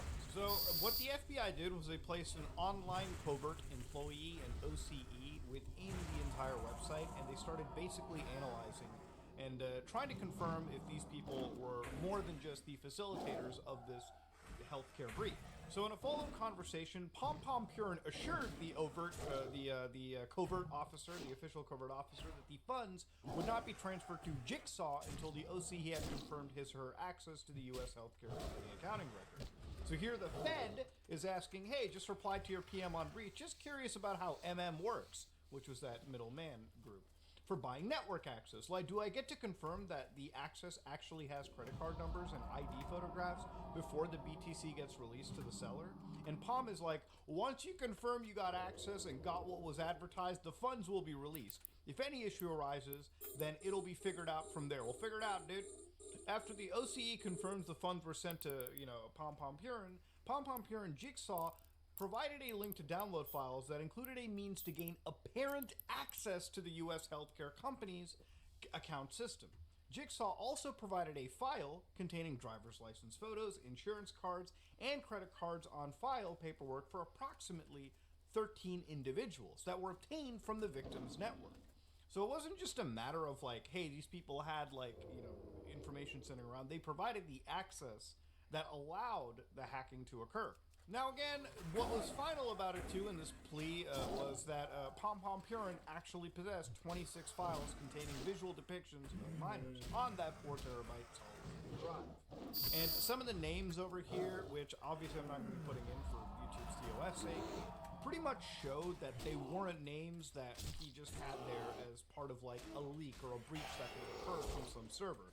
These were just sitting on here for what I assume to be personal consumption, God forbid any actual private sales. And so, ladies and gentlemen, one of the sickest hackers, not in a good way, mind you, was taken down by the Federal Bureau. The largest hacker form was removed, and that marks the end of the story for one of the most disgusting hackers, and also one of the most stupidest hackers imaginable. Reading through some of the official covert employee screamed Fed the entire time. How these people had no idea that they were talking to a Fed agent the entire time is a little bit shocking, okay? I know that the Feds are good at hiding themselves. You know, the glowies are good at turning off the glow, but from what I read, man, you gotta be really stupid to think you were talking to somebody actually in the game. You were talking to somebody that pretty much had your death warrant written. And that's pretty much where it ends at, ladies and gentlemen. The FBI took down probably one of the stupidest hackers that I've ever seen. And rightfully so. And I really hope that Pom Pom Purin spends a good chunk of his life in a U.S. prison facility. Just because they need some time to dry out and understand that possessing illegal material and also being a general nuisance on the internet probably isn't the smartest thing to be doing. You see, at the end of the day, I honestly feel these people could have gotten away with doing what they did, but the moment they started to really play around with the U.S. government and actually start attacking them quite directly was the moment the FBI basically stopped, swatting flies off of their shoulder and started to actually bring the hammer down.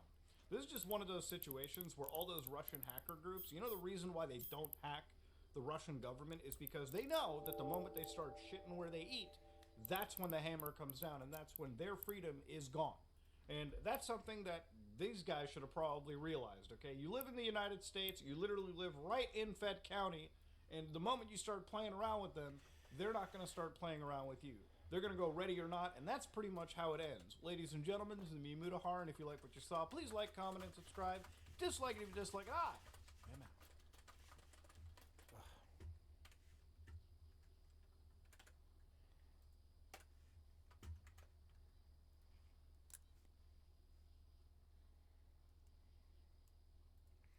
Ladies and gentlemen, it is the end Thank you, Atriarch, for the excellent cuts for a stream. I'd like to sub to your channel. of 2023. It is drawing to a close, and after one full year under Elon Musk, it is time to look back at the very worst that his new platform has produced. What were the worst tweets of 2023? I did not find out, but this guy did. Mr. Jeremiah Johnson put together a bracket, if you will, of the worst tweets of the year. And let me be warning, these are dangerously bad. If you are the type to cringe easily, you might want to turn your screen off. We're gonna jump in. From Adam Singer. Actually, a good use of the metaverse would be to have wars fought there. No human life or infrastructure lost. You also nothing gained, which is the point of the war. Shower thought. The standard for healthy human body temperature, 98.6, is suspiciously close to the boiling point of water, 100 degrees. Did life optimize for body fluid that was energetic as possible to catalyze reactions as quickly as possible without turning into vapor? Wait, that's not, yeah, he is Fahrenheit and Celsius, bro. Tonight on WBL TV 11, a man with an AR-15 has been showing up for weeks to a school bus drop-off for local elementary school students. Parents say their kids are afraid. The man says he's protesting the new gun control law. You'll hear from both sides. Wait, what? I guess both sides. The funny idea here is that there's like a both sides argument to a man standing around with an AR-15 at a fucking elementary school bus stop. That is, so, I'm so America pilled. I'm so in the sauce that like, it's just so normal to me. We've been hearing the gun debate for so long that I was like, yeah, that's pretty normal. Given that my birthday is June 4th, 1999, 10 years to the day of the Tiananmen massacre, I believe I was very likely at Tiananmen in a past life. When I visited India, I met many Tibetan Buddhist friends who suggested the idea to me, and I have come to agree with them. The coincidence is too big to ignore. I also believe I may have been African American in a past life because all my favorite artists from the time I was 3-year-olds have been African American. And I always identify with Malcolm X and Martin Luther King Jr. from the time I was a child. Just a thought. Ow! Ow, the cringe! I am a reactionary conservative now. Peace and love is code for I support the Cambodian. Oh my god. This is very Twitter pilled. So this is a guy who got out of 9/11 from his secretary. The reason my coworker told me to change my flight, the commute would make me late for my meeting, whereas traveling from San Jose would be faster in the morning. She saved your life with advice, which you followed. Whatever happened to her? Sad to say I had to fire her. Ultimately, I had to fire her. Truly insane to me. She saved his life on 9/11. Ultimately, I had to fire her. Maybe worst comes to worst. End of the road, you have to fire her. But to be so public about it to me, it's crazy. I find this stat really hard to believe. I just exported my DoorDash data to confirm, and I spent $25,000 Yep. last year just on that. Yep. How is anyone living on $40,000 a year? Oh. Is this guy an influencer? This guy ordered $1,500 of delivery. Are you Hooters. fat? $1,000 of delivery chilies. I'll be honest with you though, I have probably spent 10 grand on Chipotle lifetime delivery. I'm not Yeah, kidding. I probably have spent like some money on some restaurants. Listen, so. but here's the thing. When I do that, I have shame. I don't go on Twitter and go, how do people do this? I tipped, by the way. Not with money, with knowledge. Okay. A dramatic increase in crashes caused by right turns at red lights has many U.S. cities looking to make the move illegal. Big Bicycle, not happy just slowing you down in traffic the old way, now wants to ban turning on red lights. They think the world should revolve around them. They're the trans of traffic. Big Bicycle. Oh the my powerful God. Big Bicycle lobby. I will say one thing though. Again, this guy, there's no redeeming quality on this guy. As a driver, I do get uncomfortable near bicycles because the risk reward, there's no reward. There's only risk. That's my problem. This is what I want. And there's not too much to ask for because I've seen it in Europe. A nice, well-established bike lane. And also, you shouldn't get rid of our right on reds. Ruined Podcast posited this question. Now I gotta ask it of y'all. Is it cheating on your wife if you murder a woman? I think no. They think yes. Parameters. What? Let's say we include emotional cheating. If you murder It's a lie, woman? omission. But IMO, that's not cheating. What? This doesn't make it good, but I guess it's not cheating. It's just a different thing. Yeah, it counts as murder. Which is worse, by the way. They are giving too much attention to another person. Should characters drink alcohol in a novel? I'm fine with writing characters that are having a glass of wine on a holiday or a beer while watching a game, but for some reason I always stop before writing more than that. How does the writing community feel about alcohol in print? Finally, someone says it! These kids these days, as we know, Zoomers love to read. Gen Alpha loves to read even more. And when they see these characters doing things like drinking alcohol, it poisons the mind. That's why I think we need to ban books and bring more short-form video content.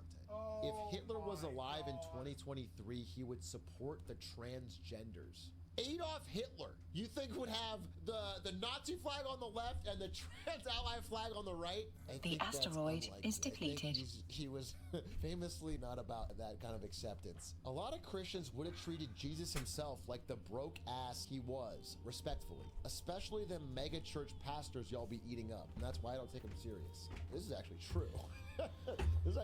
Jesus could be real and he would be ignored because he's not the fucking white savior Jesus.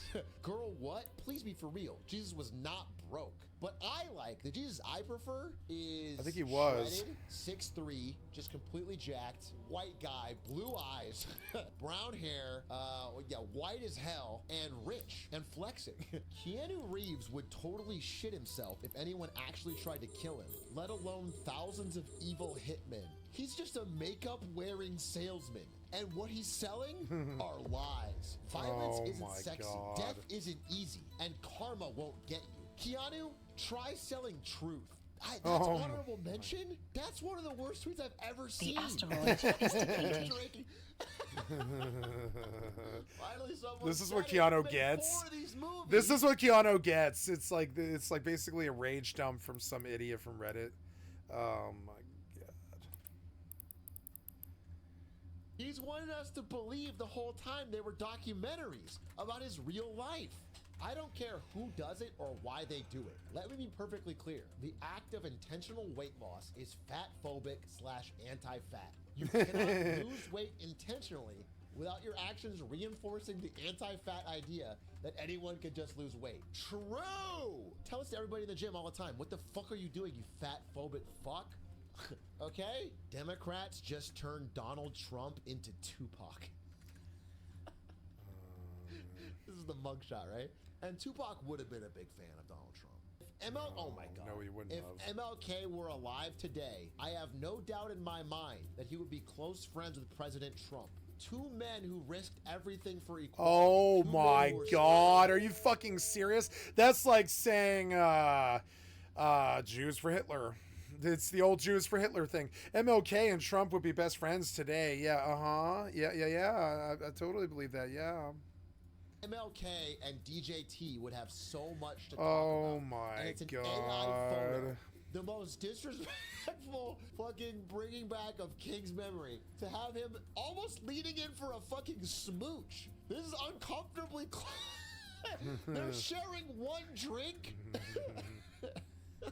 A Yale economics professor has some ideas on how to deal with the burdens of Japan's rapidly aging society. The only solution, he said, is mass suicide of the elderly, including ritual disembowelment.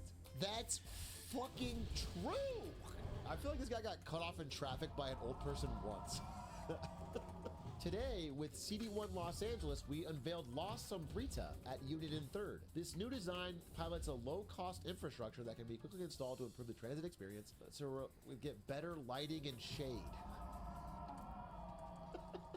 It's so much worse than a tree. You could put these $8 towards zip ties to strap yourself to a chair while Elon rails your significant other. Frankly, if he'd let me get out of whatever kind of shadow ban I've got over here, I would let him. Oh my God. Take into account rather than getting cucked by Elon Musk. Wait, wasn't there an actual... Does anyone have that tweet? I'm gonna die. All right, Elon Why do I said, constantly "I don't like get to linked? taste They're or never effects of most next to alcohol." each other. There's Those something quite beautiful these about mobs are red not wine next in to a each fine other. glass. Peter Pham, I remember pouring you a glass at a friend's house in SF after another Oh friend's my wedding. God, the other one reset. 2017. I was decanting another, you didn't want to wait. Honey Badger drinks what he wants. I made the clutch move of ordering us pizza at 1 a.m. It's so painfully fucking cringe. It's so painfully fucking... Please notice me, Elon Musk. Please remember me. I've been a Pornhub premium subscriber, paid kid I don't like the viewer taste or for about effects of 5 most years now. alcohol. I subbed to 100 plus OnlyFans, and with all of that, I have not seen someone ride a dick harder.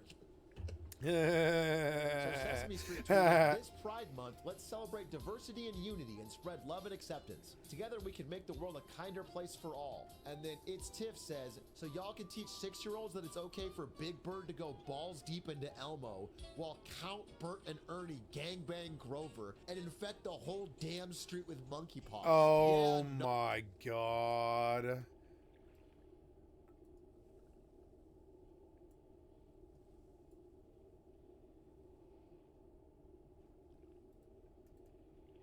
I'm not sure if that's exactly what they were saying. It's brain rot. It's brain rot. Oh my God. Keith It's from brain nowhere, damage. Without a fucking hint of irony, said this. It's brain Without damage. X, we would almost surely be confronting another Holocaust now. Thank you, Oh Elon Musk. my God. X.com prevented a second Holocaust. Elon Musk buying Twitter and changing the name is what stopped Holocaust 2. That's crazy! I remember seeing a leftist I mean, are we post a list surprised? that had cannibalism is bad on it. And that was one of the points on it that I thought was frustrating because of how many indigenous cultures have or had The asteroid ritual is cannibalism depleted. as a way of honoring the dead. Also, cannibalism just isn't bad regardless. It's just something that a lot of can I say that? A lot of C words associate with things that are bad, just like incest. Yeah, if you're gonna be pro-cannibalism, just toss incest into that pot. I've always felt that it was weird that as an audience, we're exposed to intimate moments the characters haven't consented to sharing, making the viewer an accidental voyeur at best, leaving us guilty of some form of sexual crime. I'm not sure which exactly at worst. My friend, you should not read books either. You're experiencing the whole life of characters who didn't consent. I don't. I don't. I mean, that might be it. That might be the winner. It's a sexual crime to watch a movie because the characters who aren't real didn't consent. By the way, the actors did. These tweets are doing actual harm. These tweets are doing actual. This is the larger problem with all of this shit in general. Yeah, That we have is something happened with the world's education system in the last 50 years? I think it's very clear what happened. In the last 50 years, we've had something happen with the education system where, thank God I was privately schooled, because I think anybody in public school basically learned zero. I'm talking zero. I think they fucked their way through 12 years and fucked off their way through 12 years, and I'm not sure they know how to speak or make cogent thought. I don't know if they know what civics are or... Oh, God. Like, I don't know. It's hard to say. Such big problems. I don't want to make some sweeping statements about people that I don't know or whatever. I'm just saying that, like, I don't know. The education couldn't have been good if this is what their tweets are. To handle already, and then like you want to add a new problem. Writer strike. This strike is immoral. These writers should continue working to provide access to the mental health outlet of millions of Americans. People will commit suicide because of this, and these writers are morally culpable. Holy fuck, dude! This is so true!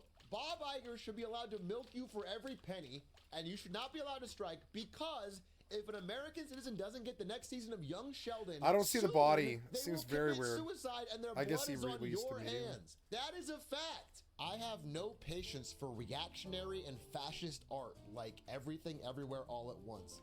Excuse me. Harry Potter and Puss in Boots 2, especially when Hollywood has shown it can produce truly radical and subversive art like Wednesday and Avatar. New York Times airhead Ezra Klein. Clean, abundant energy is the foundation on which a more equal, just, and humane world can be built. 2 points. Number 1, wind power made the transatlantic slave trade possible. That wind? Oh, you like wind, huh? Wind, the thing that moves boats? The boats that move slaves? Interesting! I don't think it's a coincidence that Andrew Tate is half black. He represents a kind of forbidden fruit. Hypersexual, half-man, half-beast, primitive savage who's gonna beat you in a fight are your women folk. And young incels are so effeminate, they're horny. You're obviously weirdly sexualizing him. You are. This is a fucking deranged tweet. What Donald Trump said out loud, millions of fathers with gorgeous, sexy daughters think about. You think fathers whose daughters end up in Playboy or are actresses / models who use sex appeal? Is this just promoting fucking incest or what the fuck? Is this real? Trump daughter tweet? What did Donald Trump say out loud? He said Ivanka is hot. I do remember. Yeah, oh yeah. Before his first election, he said that if Ivanka weren't my daughter, perhaps I'd be dating her. You know? it's one of the most uncomfortable things I've Gross. ever seen. In some cases, not being allowed to sell children can be the worst outcome.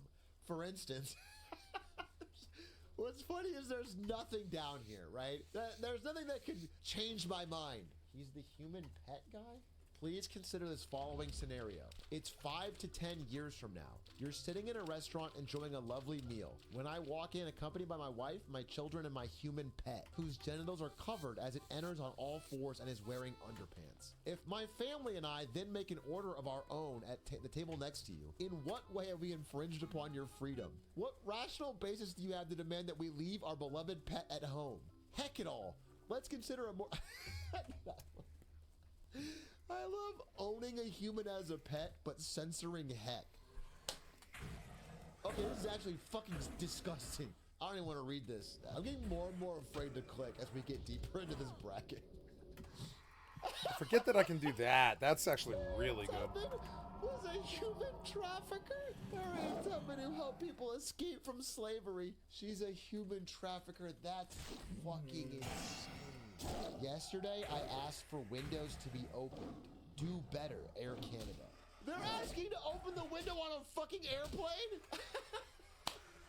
It's even worse than I thought.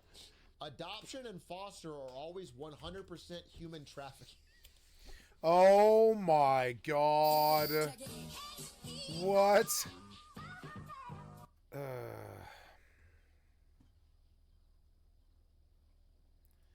Difficulty is The weird. asteroid is Fuck it, depleted. let's try it. I do like a good fucking gaming I video. don't know this guy. Coffee Cow, thank you for your excellent concert for my stream. I like the sub to your channel. I like the vibe. It seems healthy and good. Look at that. Hardest decisions I find myself faced with when playing a game is this one.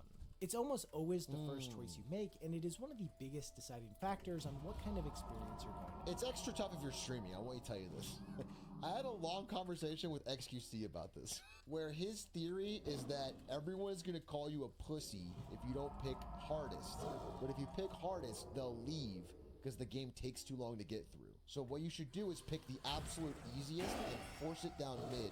Don't read any dialogue and just try to beat it day one.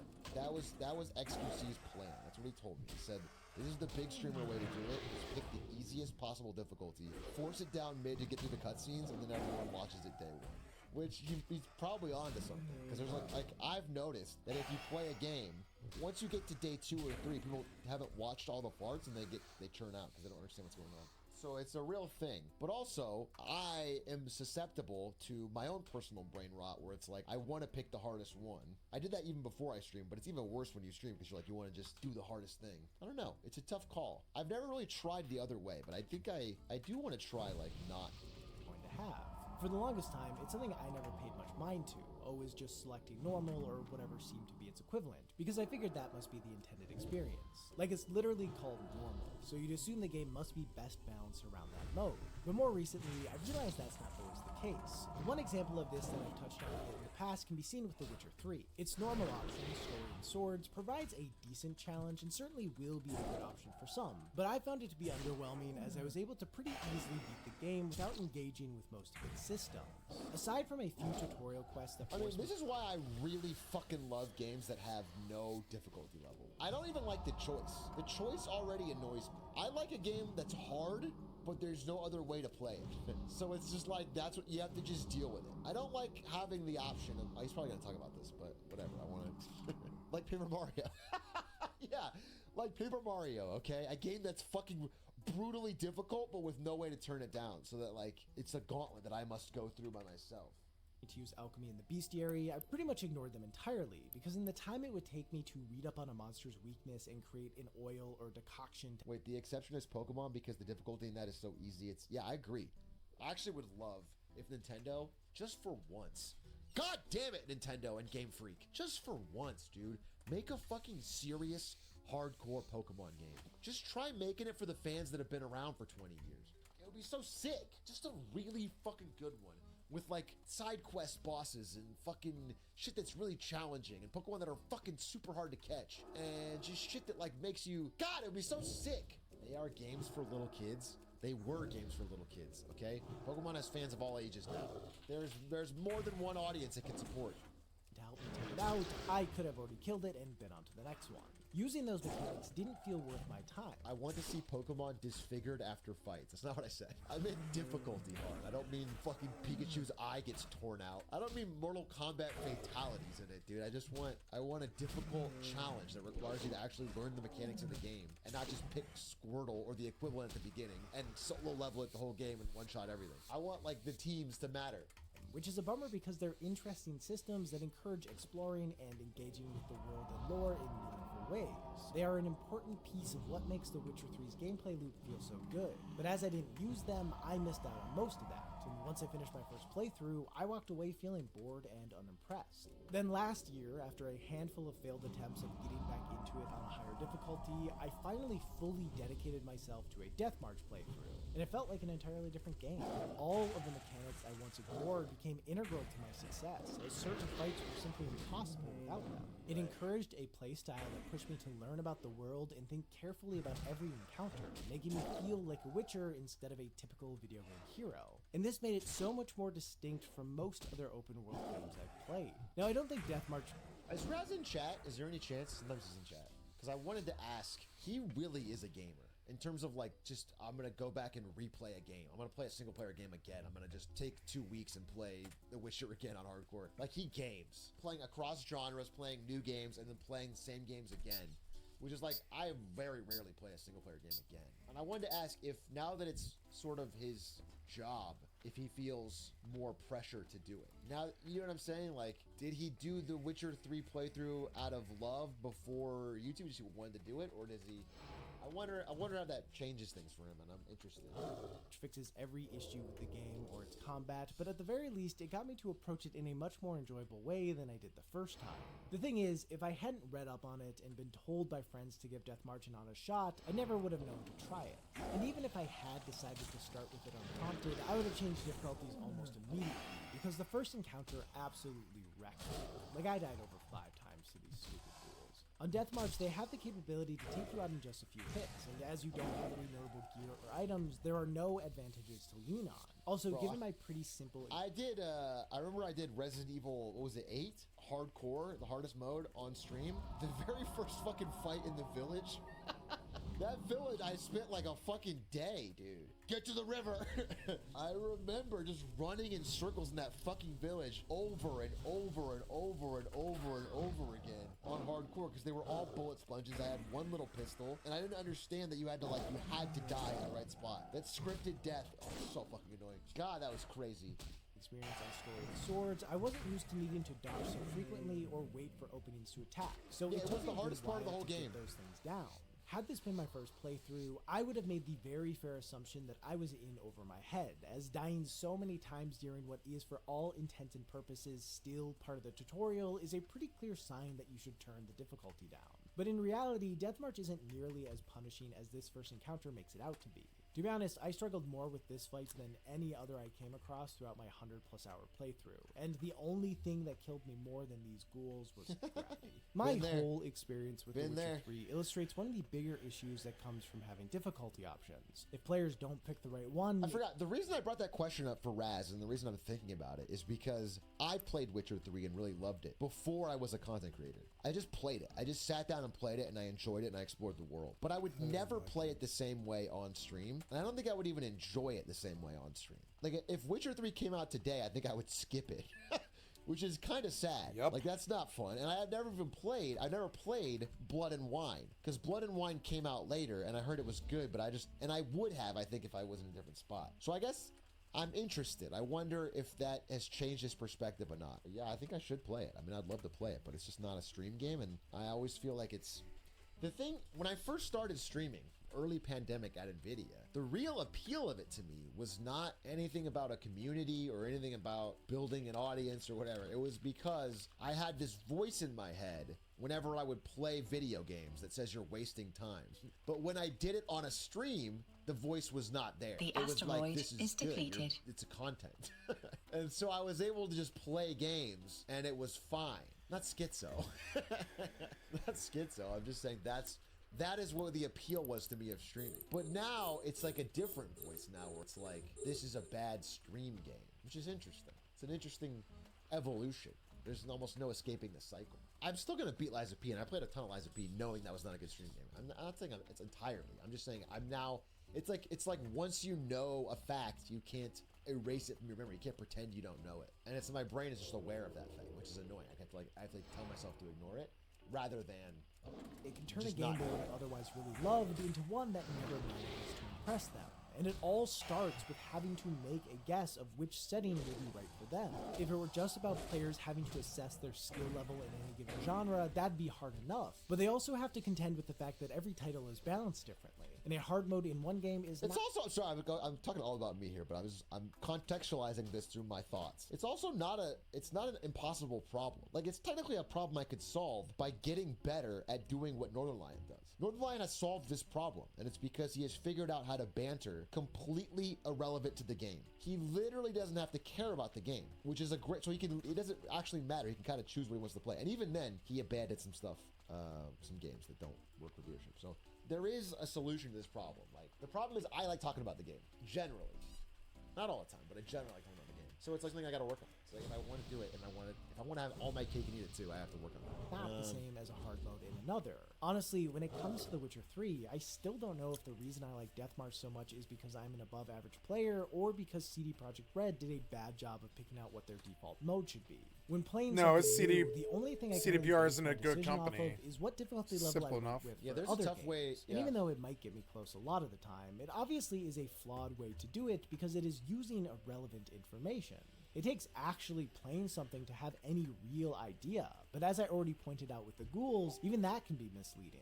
An early lull or spike in difficulty What does can that give an sound? inaccurate What depiction game of is that? what a setting will be like to play long term. The real idea, but as I already pointed out with the ghouls, even that can be misleading. Oh, An it was early his, lull or spike in difficulty can give an inaccurate What depiction game of is what that? a setting will be like This to play game, long I've seen this game before, but it's term. The game is that? logical solution to this problem I don't know. is to just switch difficulties throughout a playthrough. When things start to feel mindless, bump it up, and when it seems like you're constantly bashing your head against the wall, turn That's it down. too much, But I Adam. No, I find hate that that. this I hate is that. easier said than I hate done. that. For instance, I like the feeling I get from overcoming challenging games. Yeah. So when I run into an obstacle that seems out of my league, a part of me always wants to figure out how to get past it. Even though I don't think I should feel this way, lowering the difficulty seems like a sort of failure. Yeah. It's me giving up on the chance Yeah. to enjoy the sweet satisfaction. And what's worse is I hate that it even exists. When I'm streaming, I don't worry about it because I would never do it live. But if you're offline and you're stuck on something, the thought that you could, I don't know, that you could skip over it by going to easy pisses me off. It like frustrates me. I don't even want to have to think about it. I don't even want the option for it. I wish it didn't exist. I wish it was balanced around everyone. You know what I'm saying? I'm pissed off at the option. I really am. Which is, again, probably not fair. But I'm just being honest about my emotion. I don't like having to make the choice. Of getting good. There are times where it's obvious that I should just switch, so I do, but more often than not, I feel inclined to just keep pushing through it, to keep trying regardless of how frustrating it gets. Putting this much effort into conquering a challenge certainly can pay off, but with some titles, it really only serves Docking to hurt request its general accepted. vibe of pacing. Like playing The Last of Us on the highest difficulty has its merits, but for many, it will lead to getting No, it torn doesn't. apart That by combat cookies system so many sucked dick. times that they Nah, forget that's You're what just they kids who wanted didn't to grow up on do. good Getting games. through these encounters That will game probably feel sucked in terms of satisfying, combat. I would but never it'll play. come up I would with never costs play that on of high the difficulty. Especially Never, 'cause never. This is a game about the pacing and the story. Dying over and over on a couple of regular enemies is not. There's no joy in that. You don't feel great about beating them. And also, I think worse is that like the way a game like this handles difficulty. I'm pausing. They make bullet sponges. If the difficulty was like 3 more enemies, or they have fucking extra spikes on their head or something, but just like cranking up the fucking health they have is whack. It's like because even if you're playing better, the fights take longer and they're slow. Like it's actually worse immersion.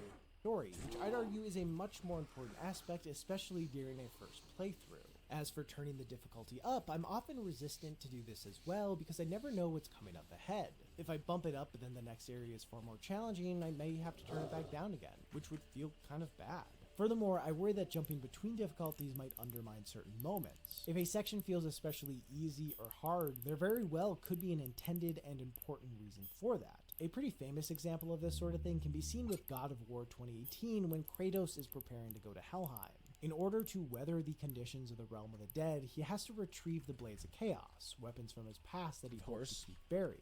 On the way to get them, he's confronted by a group of Hellwalkers, all of whom are resistant to the icy nature of the Leviathan axe, essentially forcing the player to use Kratos' fists and shield to take them out. This leads to a pretty grueling and demanding fight, where the weapon you've come to rely on is useless. Then after getting the Blades of Chaos, Kratos is attacked by another group of Hellwalkers, and all the tension and frustration that was built up from the previous fight is immediately unleashed as you just Kratos beat the shit out slices of him. through them with ease, I see. demonstrating a clear increase to his power that thematically aligns with the narrative. Smart. But if you were to lower the difficulty to get through the first fight more easily and raise it during the second so it would be more of a challenge, this sequence wouldn't be nearly What the fuck was this 900-page fucking article?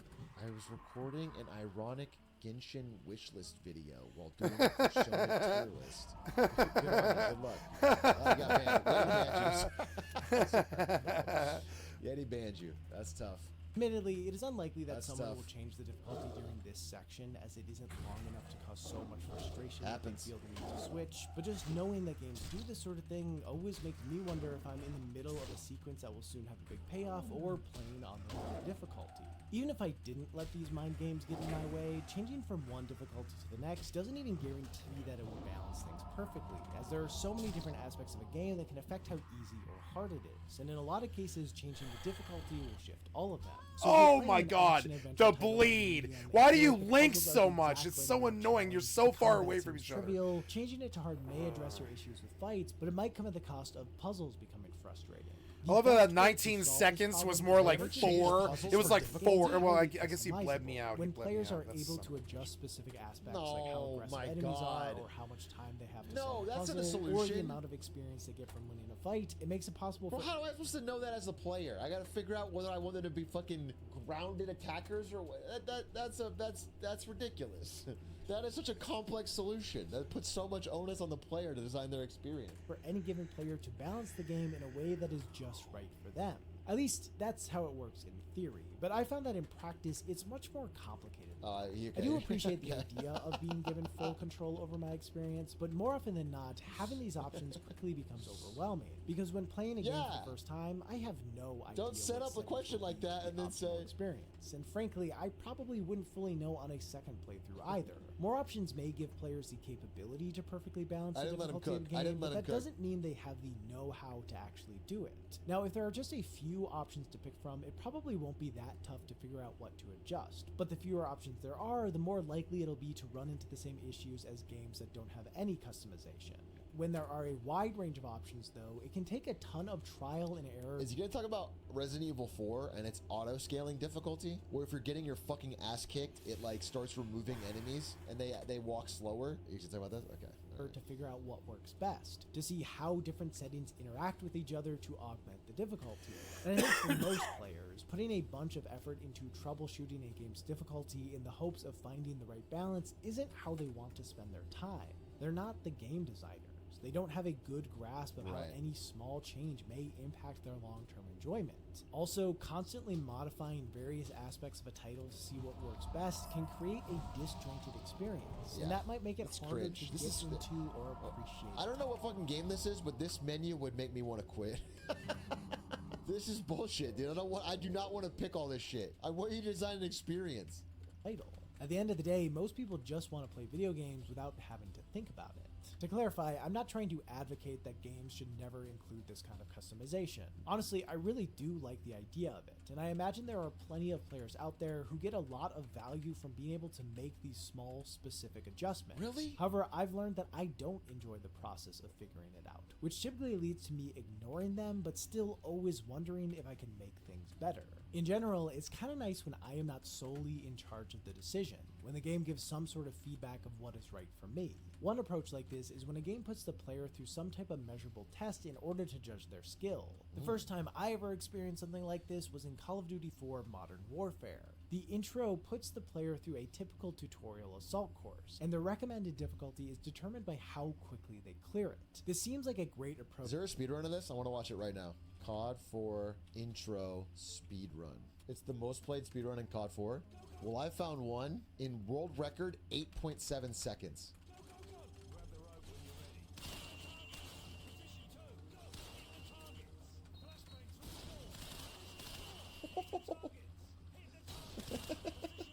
Let's go! That's sick. I like that he finished it before the guy was done talking. He's saying hit the targets after you're fucking done standing in front of his face. Punch is 9th in this? Rank 9th. FNG training course. Player Punch. Verified 1 year ago. Description, I am unemployed. Damn, 1 year ago, huh? Alright, let's see it. Wait, it's a different game. Is it? Hits the targets! Okay. Nice, nice. Couple micro mistakes. We all saw them. Not a big deal. You were 0.3 seconds slower than the world record, and we could tell immediately. But top 10.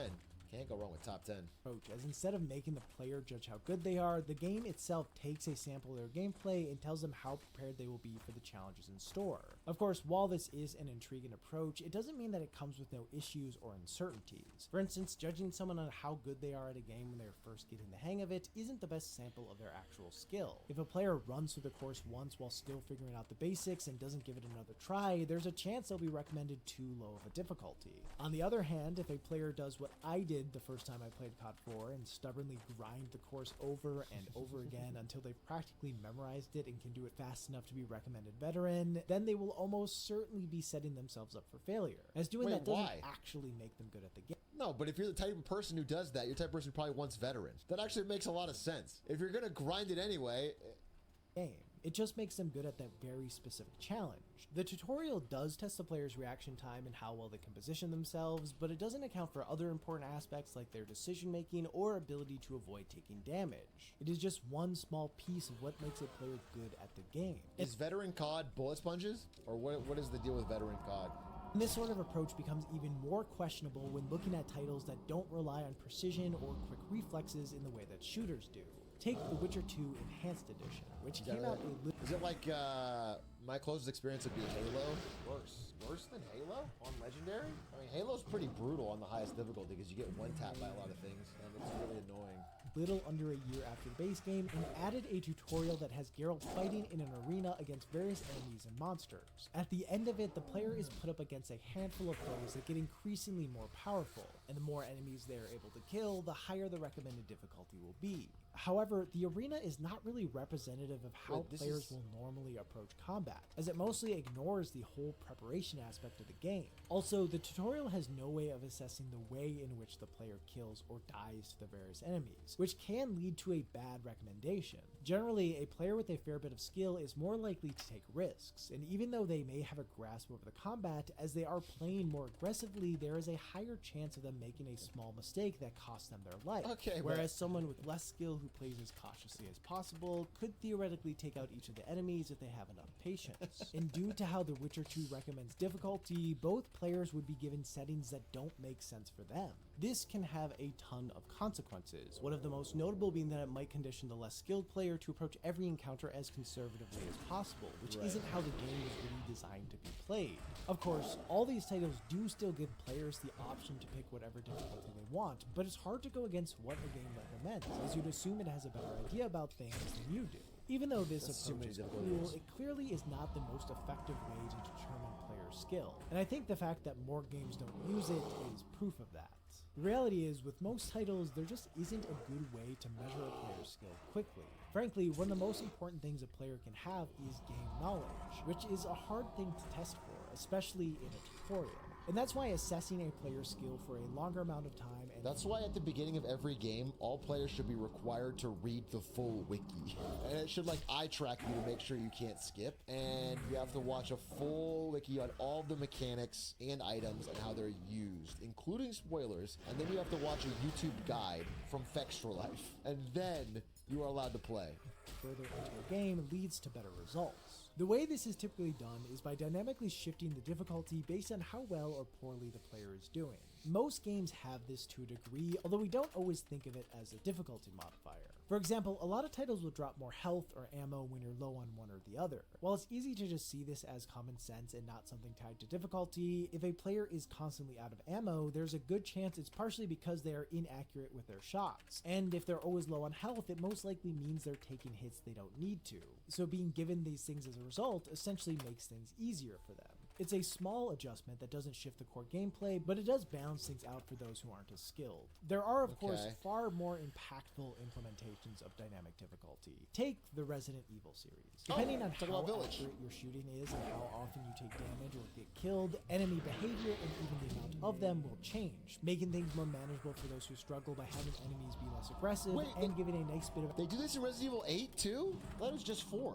I thought it was just 4. Extra challenge for those that have things down by making the baddies more hostile. On paper, adaptive difficulty is perfect, as it takes the decision out of the player's hand by making adjustments based on their actual performance over a long portion of time. Most Resident Evil titles do still have difficulty options, but players don't need to be as exact with their guesses of what's right for them. No, this because is the 8. game will This is adjust not to a 4. more comfortable spot. An approach like this helps preserve game feel and flow, keeping the pace of a game as smooth and as enjoyable as possible. And when looking at a title Wait, like I never Resident beat Evil this. 4, which is maybe the I never beat the new RE4. That was fun as shit. Wait, I should play this. best paced game ever God made, damn it. it's a hard idea to argue with. Also, as it is done subtly and isn't You something are that so comes annoying. in I'm just talks gonna about, leave most you. players won't even notice it. You So will clear not sections, die. even after It they've is been so made annoying. I easier, put so feels much just damage as into you. satisfying, because the player will assume they finally got good enough This to game is overcome dumb it. fun. The thing is, and maybe this makes me a stubborn old man, most of the time I don't want to feel as if I've gotten good enough to overcome something. I want to get good enough to overcome something. And it's not even about the principle of the matter. It's just that I like figuring things out. And if I know the go game away. is figuring some of it out for me, I feel a bit cheated. I Oh, care yeah. about this sort of thing more with some titles than others, but in general, I'd rather avoid it. Now, I personally don't mind when a game gets harder if I'm playing well, as, like I said, I enjoy getting past things by the skin of my teeth, but a part of me doesn't love the idea of getting bumped up to a harder difficulty and then having that new challenge be taken away if I'm not immediately successful at it. Right. It's also worth noting that the increased challenge could push players to approach encounters in a more cautious way that they find less enjoyable. This may make them more successful, but that's not necessarily the same thing as having more fun. All things considered, for a lot of people, especially those who don't really care about these things, adaptive difficulty is one of the better approaches. But for me personally, with I most didn't know. games, I guess I don't mind it. I just don't want to know about it. Because if RE8 had it, I certainly didn't know it. I thought it was the same. Yeah, I don't know. I'd always rather play with it off, as I want all the credit to go to me. But I don't think the majority of titles that incorporate some form of it would really want to have a visible toggle, as drawing attention to it takes Yeah, you away don't a want to lot even of the mention magic. it. For all these reasons, as irrational as it may sound, a part of me prefers when a game has no difficulty options. Yeah. I like not having to worry whether or not I'm playing with the right Like, that guy settings, dies. or The if 29 it's does not. He's easier got for me crushing without blow and all the that. help. It's so The experience annoying. is what it is. Wait, and part of there's it is something that. about simplicity. You know what? It's like a fucking, if a movie director asked you at the beginning of a show, you go to the theater and you sit down, they're like, hey, do you want a happy ending or a sad ending? Like, which one are you in the mood for? And like, tries to, it's your fucking art. Like, I want you to just pick something, make an experience, and then I'll play it. I don't want to have to pick. That would be sick. No, it would not be sick, bro. I don't want to pick, dude. I want the person making the thing to pick, and I want to. Kind of nice. I think in some cases, it also pushes people to embrace a game's difficulty in a way they might not have had there been options.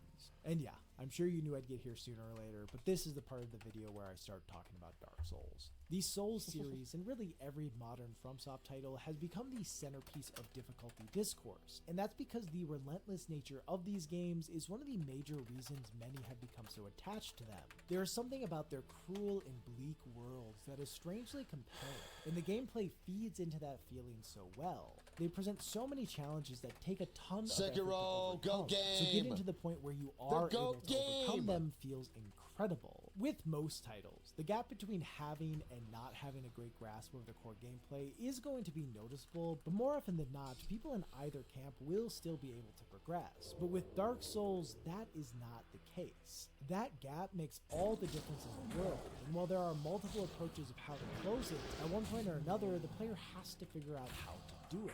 And when they do, that feeling is unforgettable. Before playing Demon's Souls for the first time, I didn't think hard games were my thing, but it proved to me that they could be. And playing Dark Souls made it clear that I didn't just like them, but that they had the potential to be the most meaningful gaming experiences I've ever had. All right, I'll beat Liza P. Bro, I'll do it. All right, I'll fucking beat it. With Demon's Souls I'll in play Liza particular, P. had it been designed play with it tomorrow. multiple difficulty options, I don't know for sure whether or not I would have switched Do I have to do anything tomorrow? I'm going climbing tomorrow. Maybe I'll just come back and go live. to a lower one, but I definitely would have been constantly questioning if I had picked the right choice. Instead though, all I could really do was focus on finding a way through the game. I had to embrace its uncomfortable challenge or else be out $60. And that experience of going from thinking it Wait, didn't I promise a fucking East Coast slop stream on the 11th? You know what? Let me check right now, because now I'm kind of excited. I want to fucking play some games. I feel like I'm not gaming enough. 20 minutes later. Ladies and gentlemen, the 11th is confirmed. Oh, we are in the middle of the video. Actually, I have 20 minutes. If you don't mind, I'm actually enjoying this video, and I forgot that it wasn't over. It got to the Dark Souls part. Be impossible to scraping and climb my way to. Every video essay about gaming must inevitably have a 20-minute Dark Souls section, and I just assumed that was the end, because we've heard this. Credits meant a lot to me. And I know this is not a unique occurrence. Almost everyone I've talked to about these titles who's fallen in love with them has gone through something similar. And a lot of the time, what they got out of it transcended the game itself. From helping people cope with depression and anxiety to teaching them that even when something seems impossible, it can still be overcome, these games have grown to mean so much more to people than just a way to spend their spare time. While it isn't the only factor, the unyielding nature of these titles is a big reason why people... To be clear, I agree with all this. It's just that I've heard this. You know, this is something... I think we just recently watched a video essay that was like exactly this. And so it's like, love them so much. And having I a agree with it single totally. It's just like difficulty is I've part heard of it, what so I've makes said that it. And possible. it's, Of course, the consequence of being designed in this way is that it creates a skill window the player must fit within in order to stand a reasonable chance of enjoying the gameplay. As nice as it is to not spend time thinking about whether you chose the right setting or not, the trade-off is there's a chance you'll be questioning whether you are the right player for the game or not. When a title has a set difficulty that's on the more punishing side of things, by design, it will be less approachable than a game that has options, and some players just won't have the skill it takes to get through it.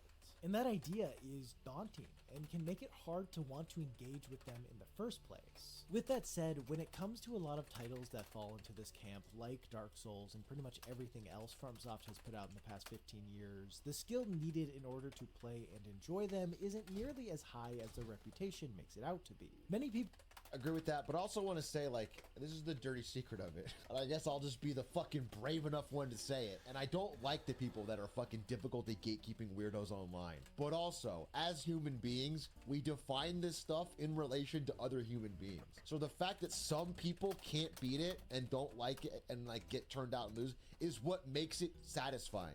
When you beat it and then someone else can't, it makes you feel accomplished. If everybody beats it, it doesn't feel like anything. I think some people take this way too far and they're assholes about it and they're weird and they're lame and they make the community worse. But also at some level, at some base level, if it wasn't hard enough to dissuade somebody, then it wouldn't be hard enough to be satisfying. That's how it works. People do choose to play them in a way that requires high skill and proficiency, but aside from arguably Sekiro, FromSoft has always designed their games in a way that gives many different options to players so they aren't stuck with an approach that's not well suited for their skill set. It's just that these are chosen through the gameplay instead of an options menu. Looking at Dark Souls specifically, you don't need to just tackle it with a sword. There are solid ranged options as well as a ton of powerful spells, both of which allow players to keep distance from enemies while still being able to do damage. Most likely, neither will fully replace the need to engage Sekiro was fun. combat, but using them Sekiro was fun as shit. Letting the player stay out of harm's way more often. Using these mechanics doesn't make the game Sekiro honestly makes me a little angry because it's like it shows me what games could be. Like, imagine if there was like 100 games that had the polish and fucking level of craft that went into that. It's crazy. I mean, it's just such a good game. It's actually such a fucking good game. It's such a fun and good game that feels really polished and complete. I don't know. I thought that game was so great, and not many things are close. Challenging, but as they don't Much like Fortnite. Yeah, the big two, Fortnite and Sekiro.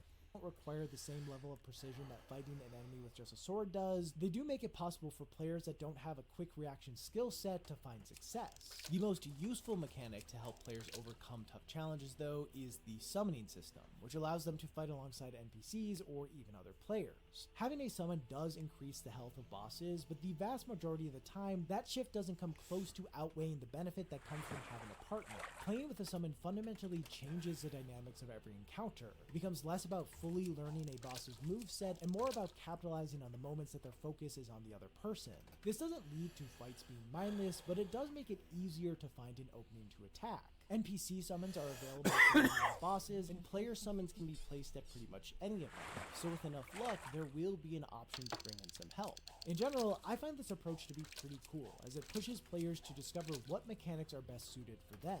Getting stuck is an opportunity for the player to assess all of the options at their disposal and utilize whatever ones will help them move forward. Or at least that's how it's supposed to work. But in reality, it isn't nearly that clean. Dark Souls doesn't do a whole lot to explain anything really, so for a first-time player it can be unclear how to engage with systems like magic and especially What the fuck summoning. are all these, Neither is super complicated, and the game does do a handful of things to try to What get is players to stumble deprived? across how both work, but this approach makes them easy to overlook or even miss, causing new players to be far more likely to default to simpler options like melee. For many, the way they'll learn how these things work is by leveling up, which I don't think is entirely a bad thing, as the sharing of knowledge helps build community, and that has no doubt played a big role in Dark Souls growing such a strong It's one. funny that Dark Souls offloaded all of the tutorial mechanics and lore off to the internet.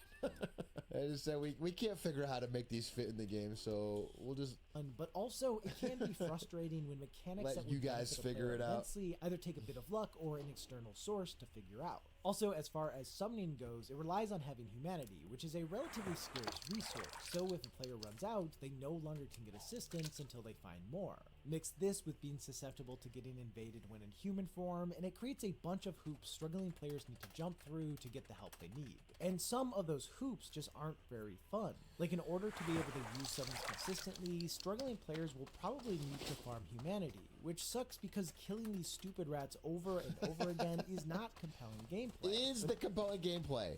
The greatest thing you can do in any video game is kill level 1 rats en masse to farm something. They figured it out early, they figured it out often. Everyone knows that's the top of the pyramid of good game design.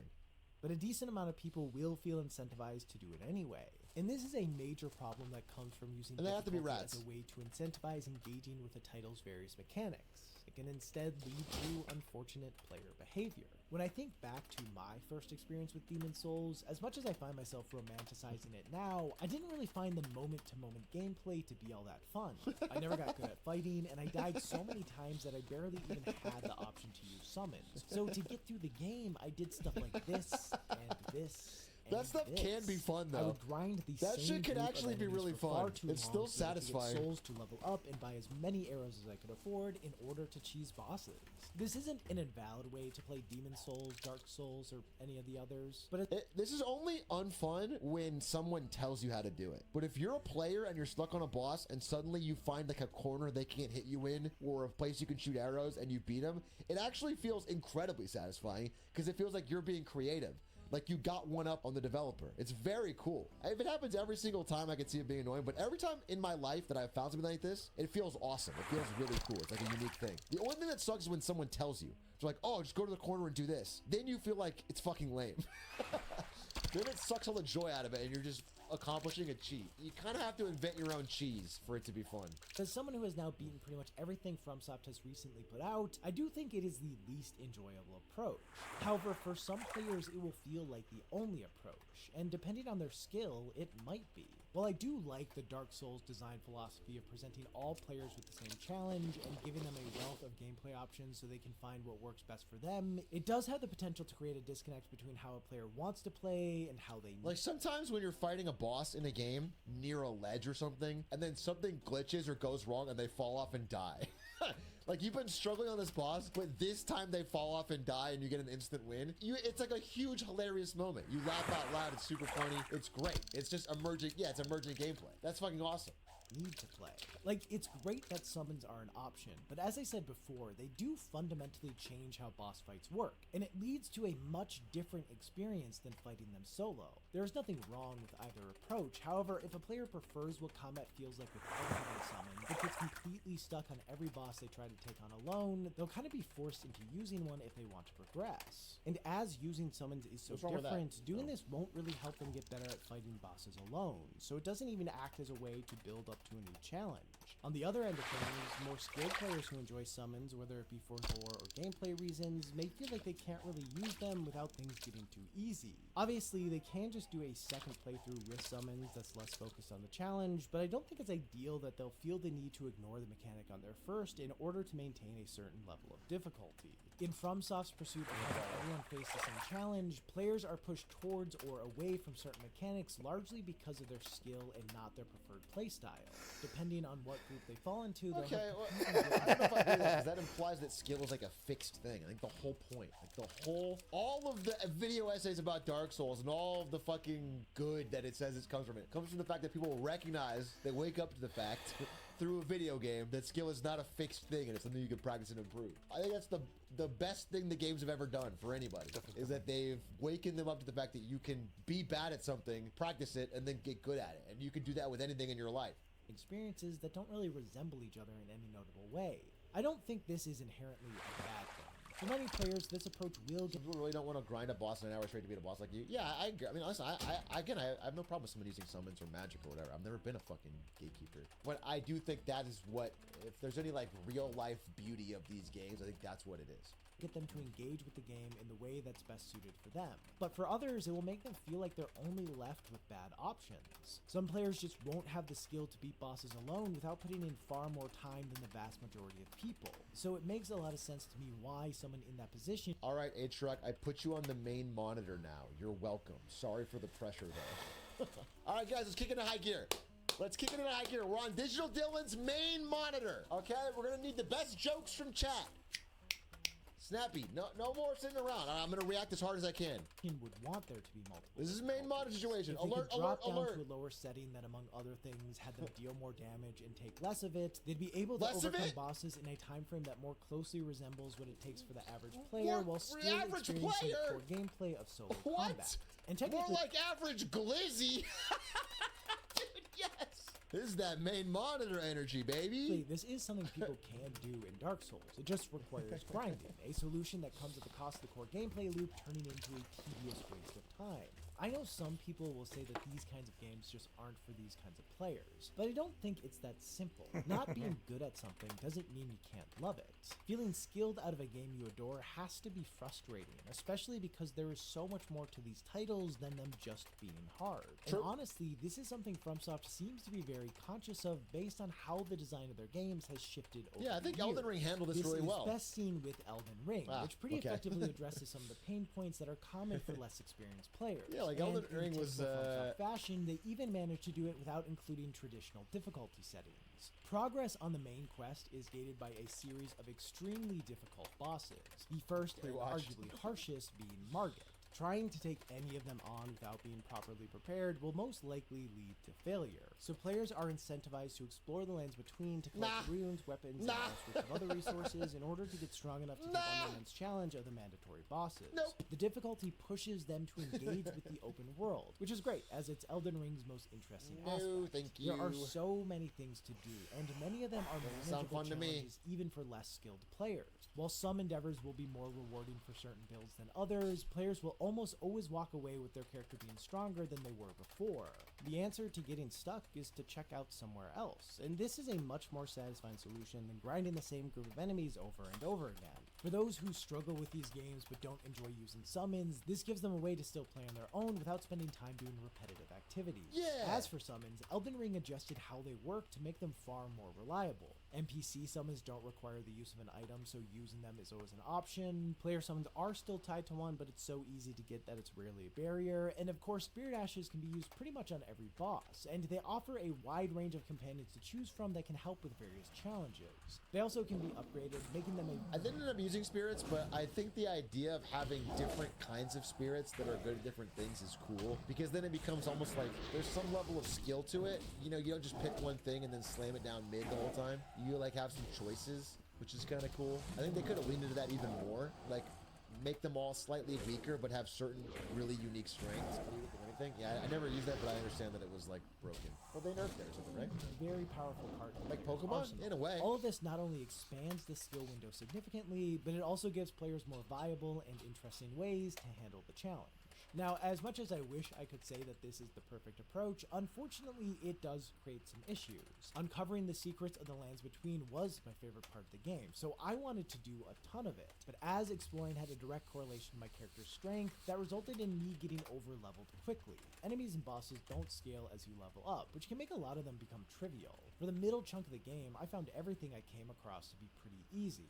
I'm sorry for your problem here, but I don't care. and I mean that sincerely. I think scaling boss difficulty to your level is the worst fucking mechanic ever. I hate it. I hate it. I hate it. I hate it. I think it's the worst. To me, it's like the most fun sapping thing. If you're gonna over level, then things are gonna get easy, and that's fine. Like that's fine. The game should not balance around that. Everything feeling like this bland, I don't know, this fucking milk toast level artificial scaling sucks. You never feel stronger, you never feel weaker. Like, there's two really fun emergent gameplay that happens when you don't have level scaling, especially in an open world game. It's where you can wander into an area that you're not ready for and get your fucking ass kicked. And it's like, holy shit, this place is real. Like, for story reasons, for lore reasons, it's cool to wander into a fucking cave or a volcano or something and get your fucking ass kicked. It's like, oh shit, this place is another level. I need to be ready. That's cool. And then the second thing is, whenever you fucking, at the end of the game and you're strong as shit and you've like been through all these journeys and you have these swords and you happen to walk back through the starting area and you just beat the shit out of everything, you're like, wow, I feel the power gap. I am so much stronger than I was before. You feel the growth. Scaling removes both of those scenarios. You'll walk into the fucking deep, dark volcano at the end of the game and everything's level 1 because you're level 1 and they're all fucking easy. That sucks. And you'll get super strong, come back to the town, like in Skyrim at the beginning, and everyone's wearing fucking diamond armor, the bandits. It's stupid. It destroys my immersion. I was able to muscle through boss fights on my first try without having to learn how they work or even really be cautious. This put me in a spot where I felt like I had to choose between exploring and having things feel challenging. The mithril armor which bandits, was a bummer, as those are my two favorite things about the game. One of my friends ran into a similar issue and actually decided to stop upgrading his main weapon so that things wouldn't get too easy. I thought about doing the same, but I ended up not, as I like the feeling of my character progressing. Seeing number go up is part of what motivates me, and choosing to opt out of certain upgrades would cause exploring to be a little pointless. While I wish I could explore stuff for the sake of exploring, I am very extrinsically motivated, so it just didn't seem like a good option. Also, trying to balance the difficulty by only upgrading things to a certain point starts to feel a lot like games with tons of difficulty options that can be adjusted, and just like with that, how am I supposed to know what the right balance will be? I know some people will say do whatever is the most fun, but I have no idea how to figure that out without spending a bunch of time testing stuff, and that's not what I wanted to do. Elden Ring is a much smoother experience than FromSoft's previous titles, but it still runs into the same issue that pretty much every game with a single set difficulty does, of players needing to moderate what systems they engage with if they want to have things be a proper challenge. And that's especially a bummer when one of those systems is the best part of the game. So, what? Would adding difficulty options be a way to fix these issues? And I mean, yeah, they would fix a lot of them. But then there would be new ones that would be solved by not having difficulty options. The reality is, it's all kind of bad. There are problems with every approach, and it is unlikely that a game will ever feel perfectly balanced. Of course, in a lot of... One thing I do want to say, though, while we're on this subject, is I am a personal hater of the leveling up your weapon mechanic in Souls-like games and any other game that does it. I think it fucking makes no sense to me. I hate it. I don't, it like actively discourages experimentation, and because it's so important to your damage, at some point, unless you're actively picking up all the little stones, I just don't get it. You already have a character level up thing. Why can't we just front load the damage to your strength stat and not to your weapon? I don't understand why it needs to be like, I don't get it.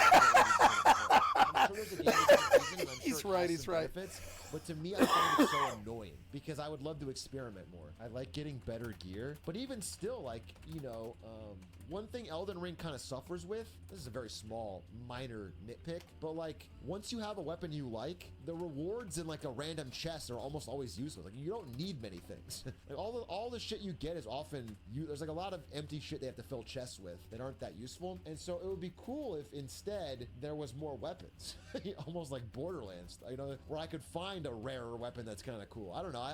Anyway, I'm just not a fan of it. I don't know if I have a perfect solution to solve it, because I get why on some level it exists, but for me, I find it annoying. In instances, it will be close enough. I do want to make it clear that the challenge of finding the perfect way to balance difficulty in video games is not an epidemic or anything that severe, but it is a problem that lacks an ideal solution. And frankly, there is so much more to it than what I've covered here.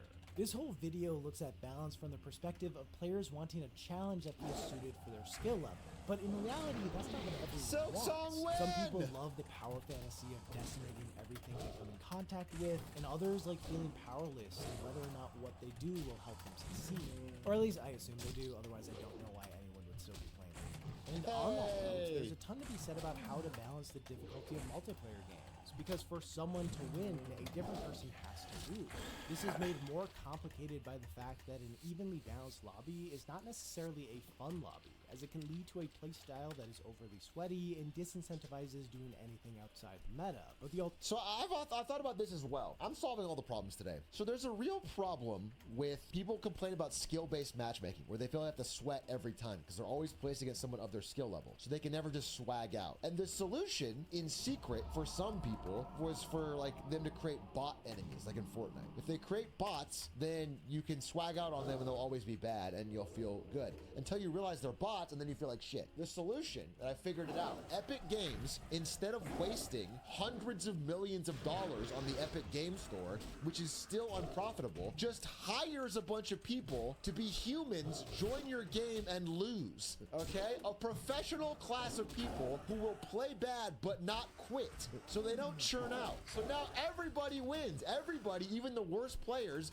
get to swag out on other human beings. Professional losers. Because the type of person that would take this job might be a professional loser in real life, we're giving them an employable job. We're creating jobs for real life losers to become professional losers, thus solving employment problems, purpose problems, and improving games. I swear to God, right now this system does exist. Riot uses it to find your teammates for Valorant and League.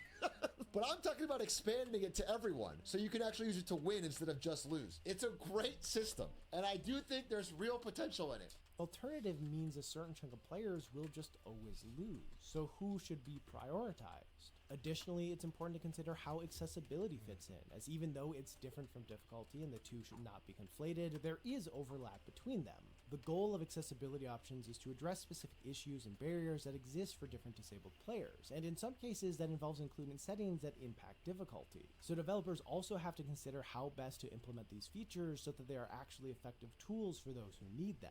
Ultimately, there are so many things to consider when balancing a game, and there will always be some downside to solving your purpose problems. Imagine going up to someone and saying your purpose is to always lose. You're framing it bad. Let me market it a little different to you. Imagine if your job is to make someone's day every day. Someone just got off work, long shift. They're sitting down to play Call of Duty. They're stressed. All they want to do is boot up and get a nice kill streak. You are helping make that person's day. You get to join into their game and be a part of the experience that makes their day a little brighter. Now they smile because they had a good day.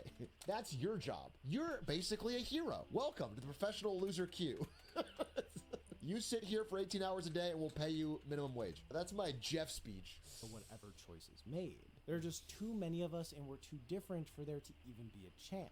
With that said, I think one of the best things developers can do is to make it clear to players what the intended experience is supposed to feel like. When they communicate their intentions, explain how different settings will impact the core experience, and at the very least give more specific descriptions than You guys are getting paid.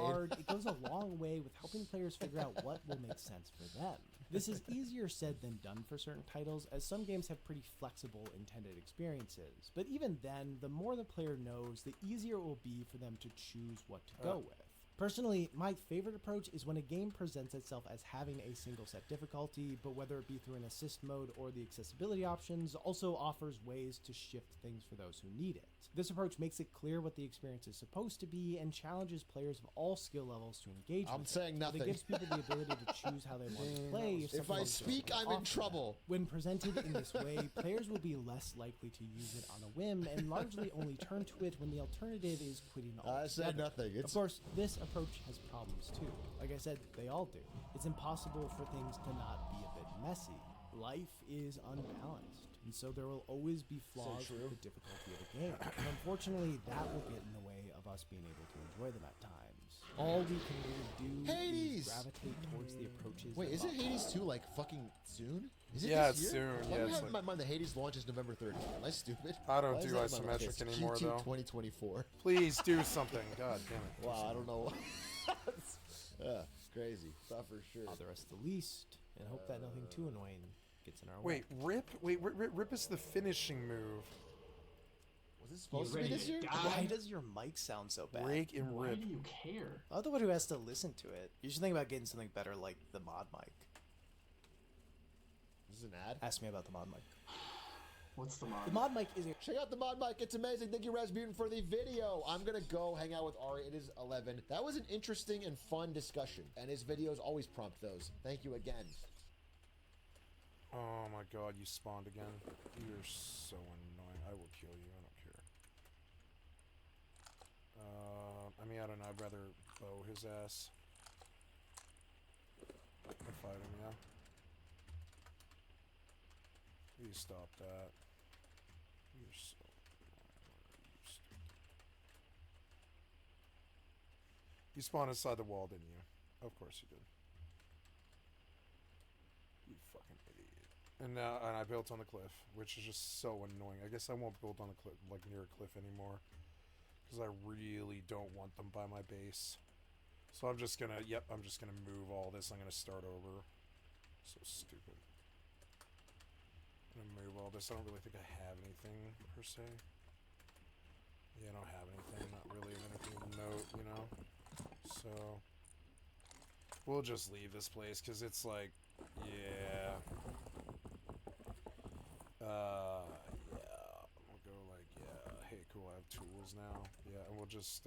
But I do need like a BP and a hammer. We'll put 3 stacks of wood in there, and we'll do a BP and a hammer. Yeah, and a BP hammer.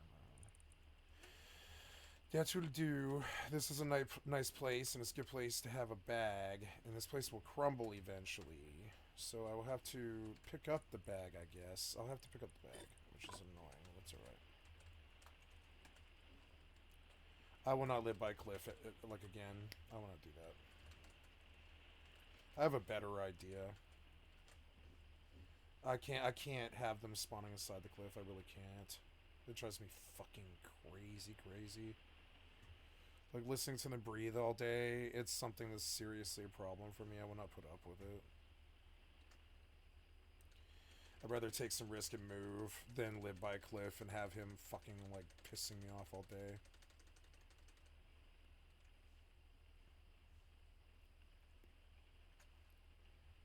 Am I stealthed? No, I should be.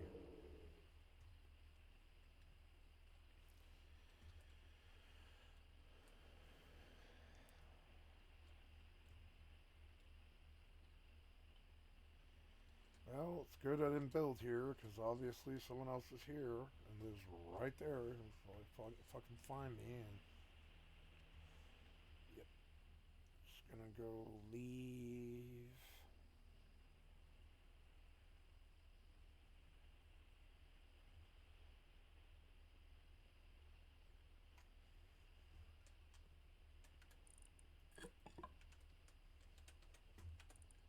Will I be able to? Yeah, if I get rid of those, I'll be okay. Yeah, or, well, I guess it's really... But yeah, those things, yeah, I don't need them, though.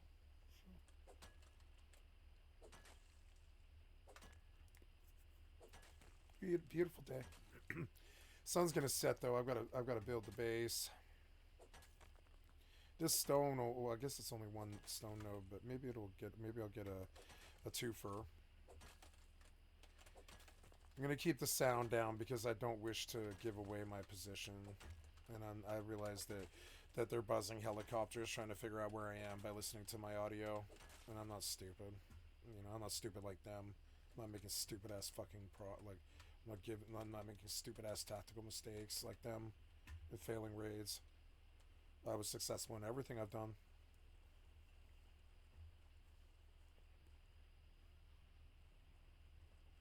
What are the best ways you can taunt a raider is despawning the loot.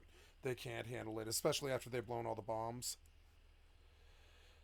I mean, it's also kind of it's happened to me. It's also kind of like you're like, you know, you're validated. This is perfect. He'll never be able to fucking figure it out. He'll never figure it out.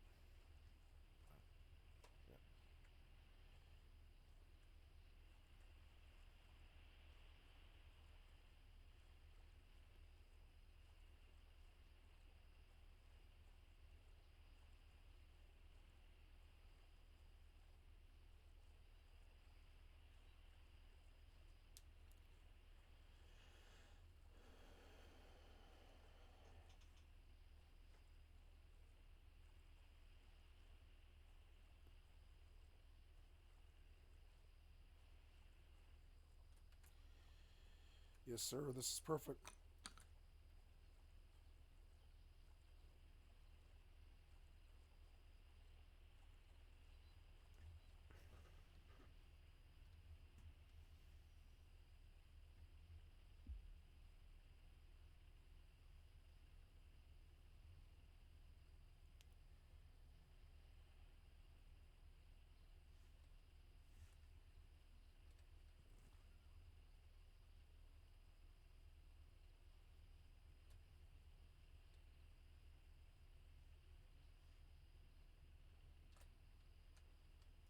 Oh my god, is he standing there?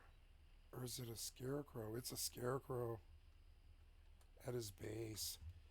God damn it, what are the chances? Well, I mean, what can I say? Can't do anything about that. I mean, I really reluctantly... Yeah, hey, that's perfect, actually. Perfect, perfect. This is not a bad spot, but I can't live near him, so I'll have to keep going. DOS is alright. Are we in the station right now? We are. That's good. I suppose I could dump and leave. There's nothing really going on. Nothing changed, you know? I win.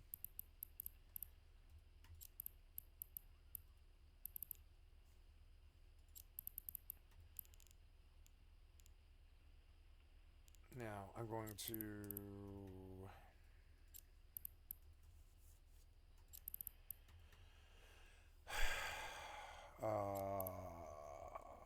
yeah, we're gonna dock here.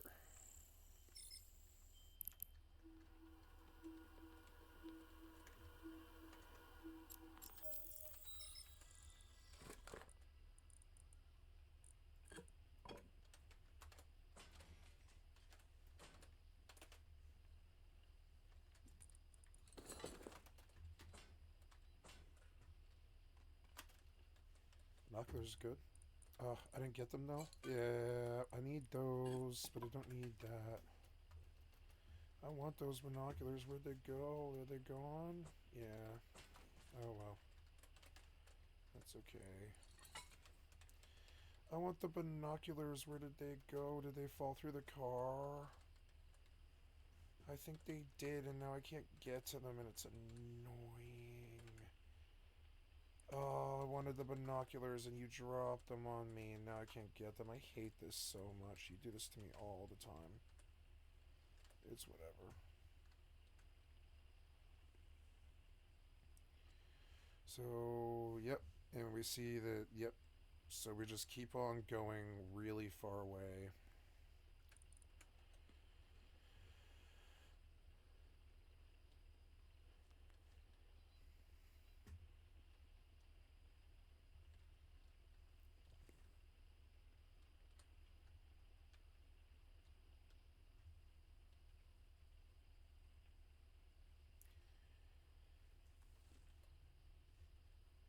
This is better, but still not good enough.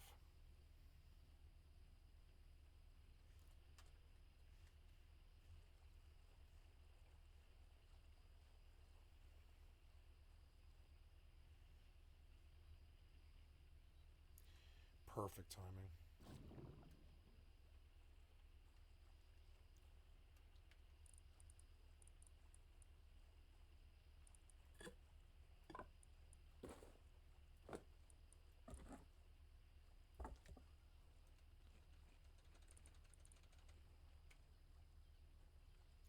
Those stone notes, I need them. It's a really good find, though. Look, 3 all right next to each other. Maybe I'll get a 2-for on one of them. Ooh, and I have 6 fuel on that, and that's perfect, perfect. There's a boat right there. This was perfect, perfect. Okay, so what else?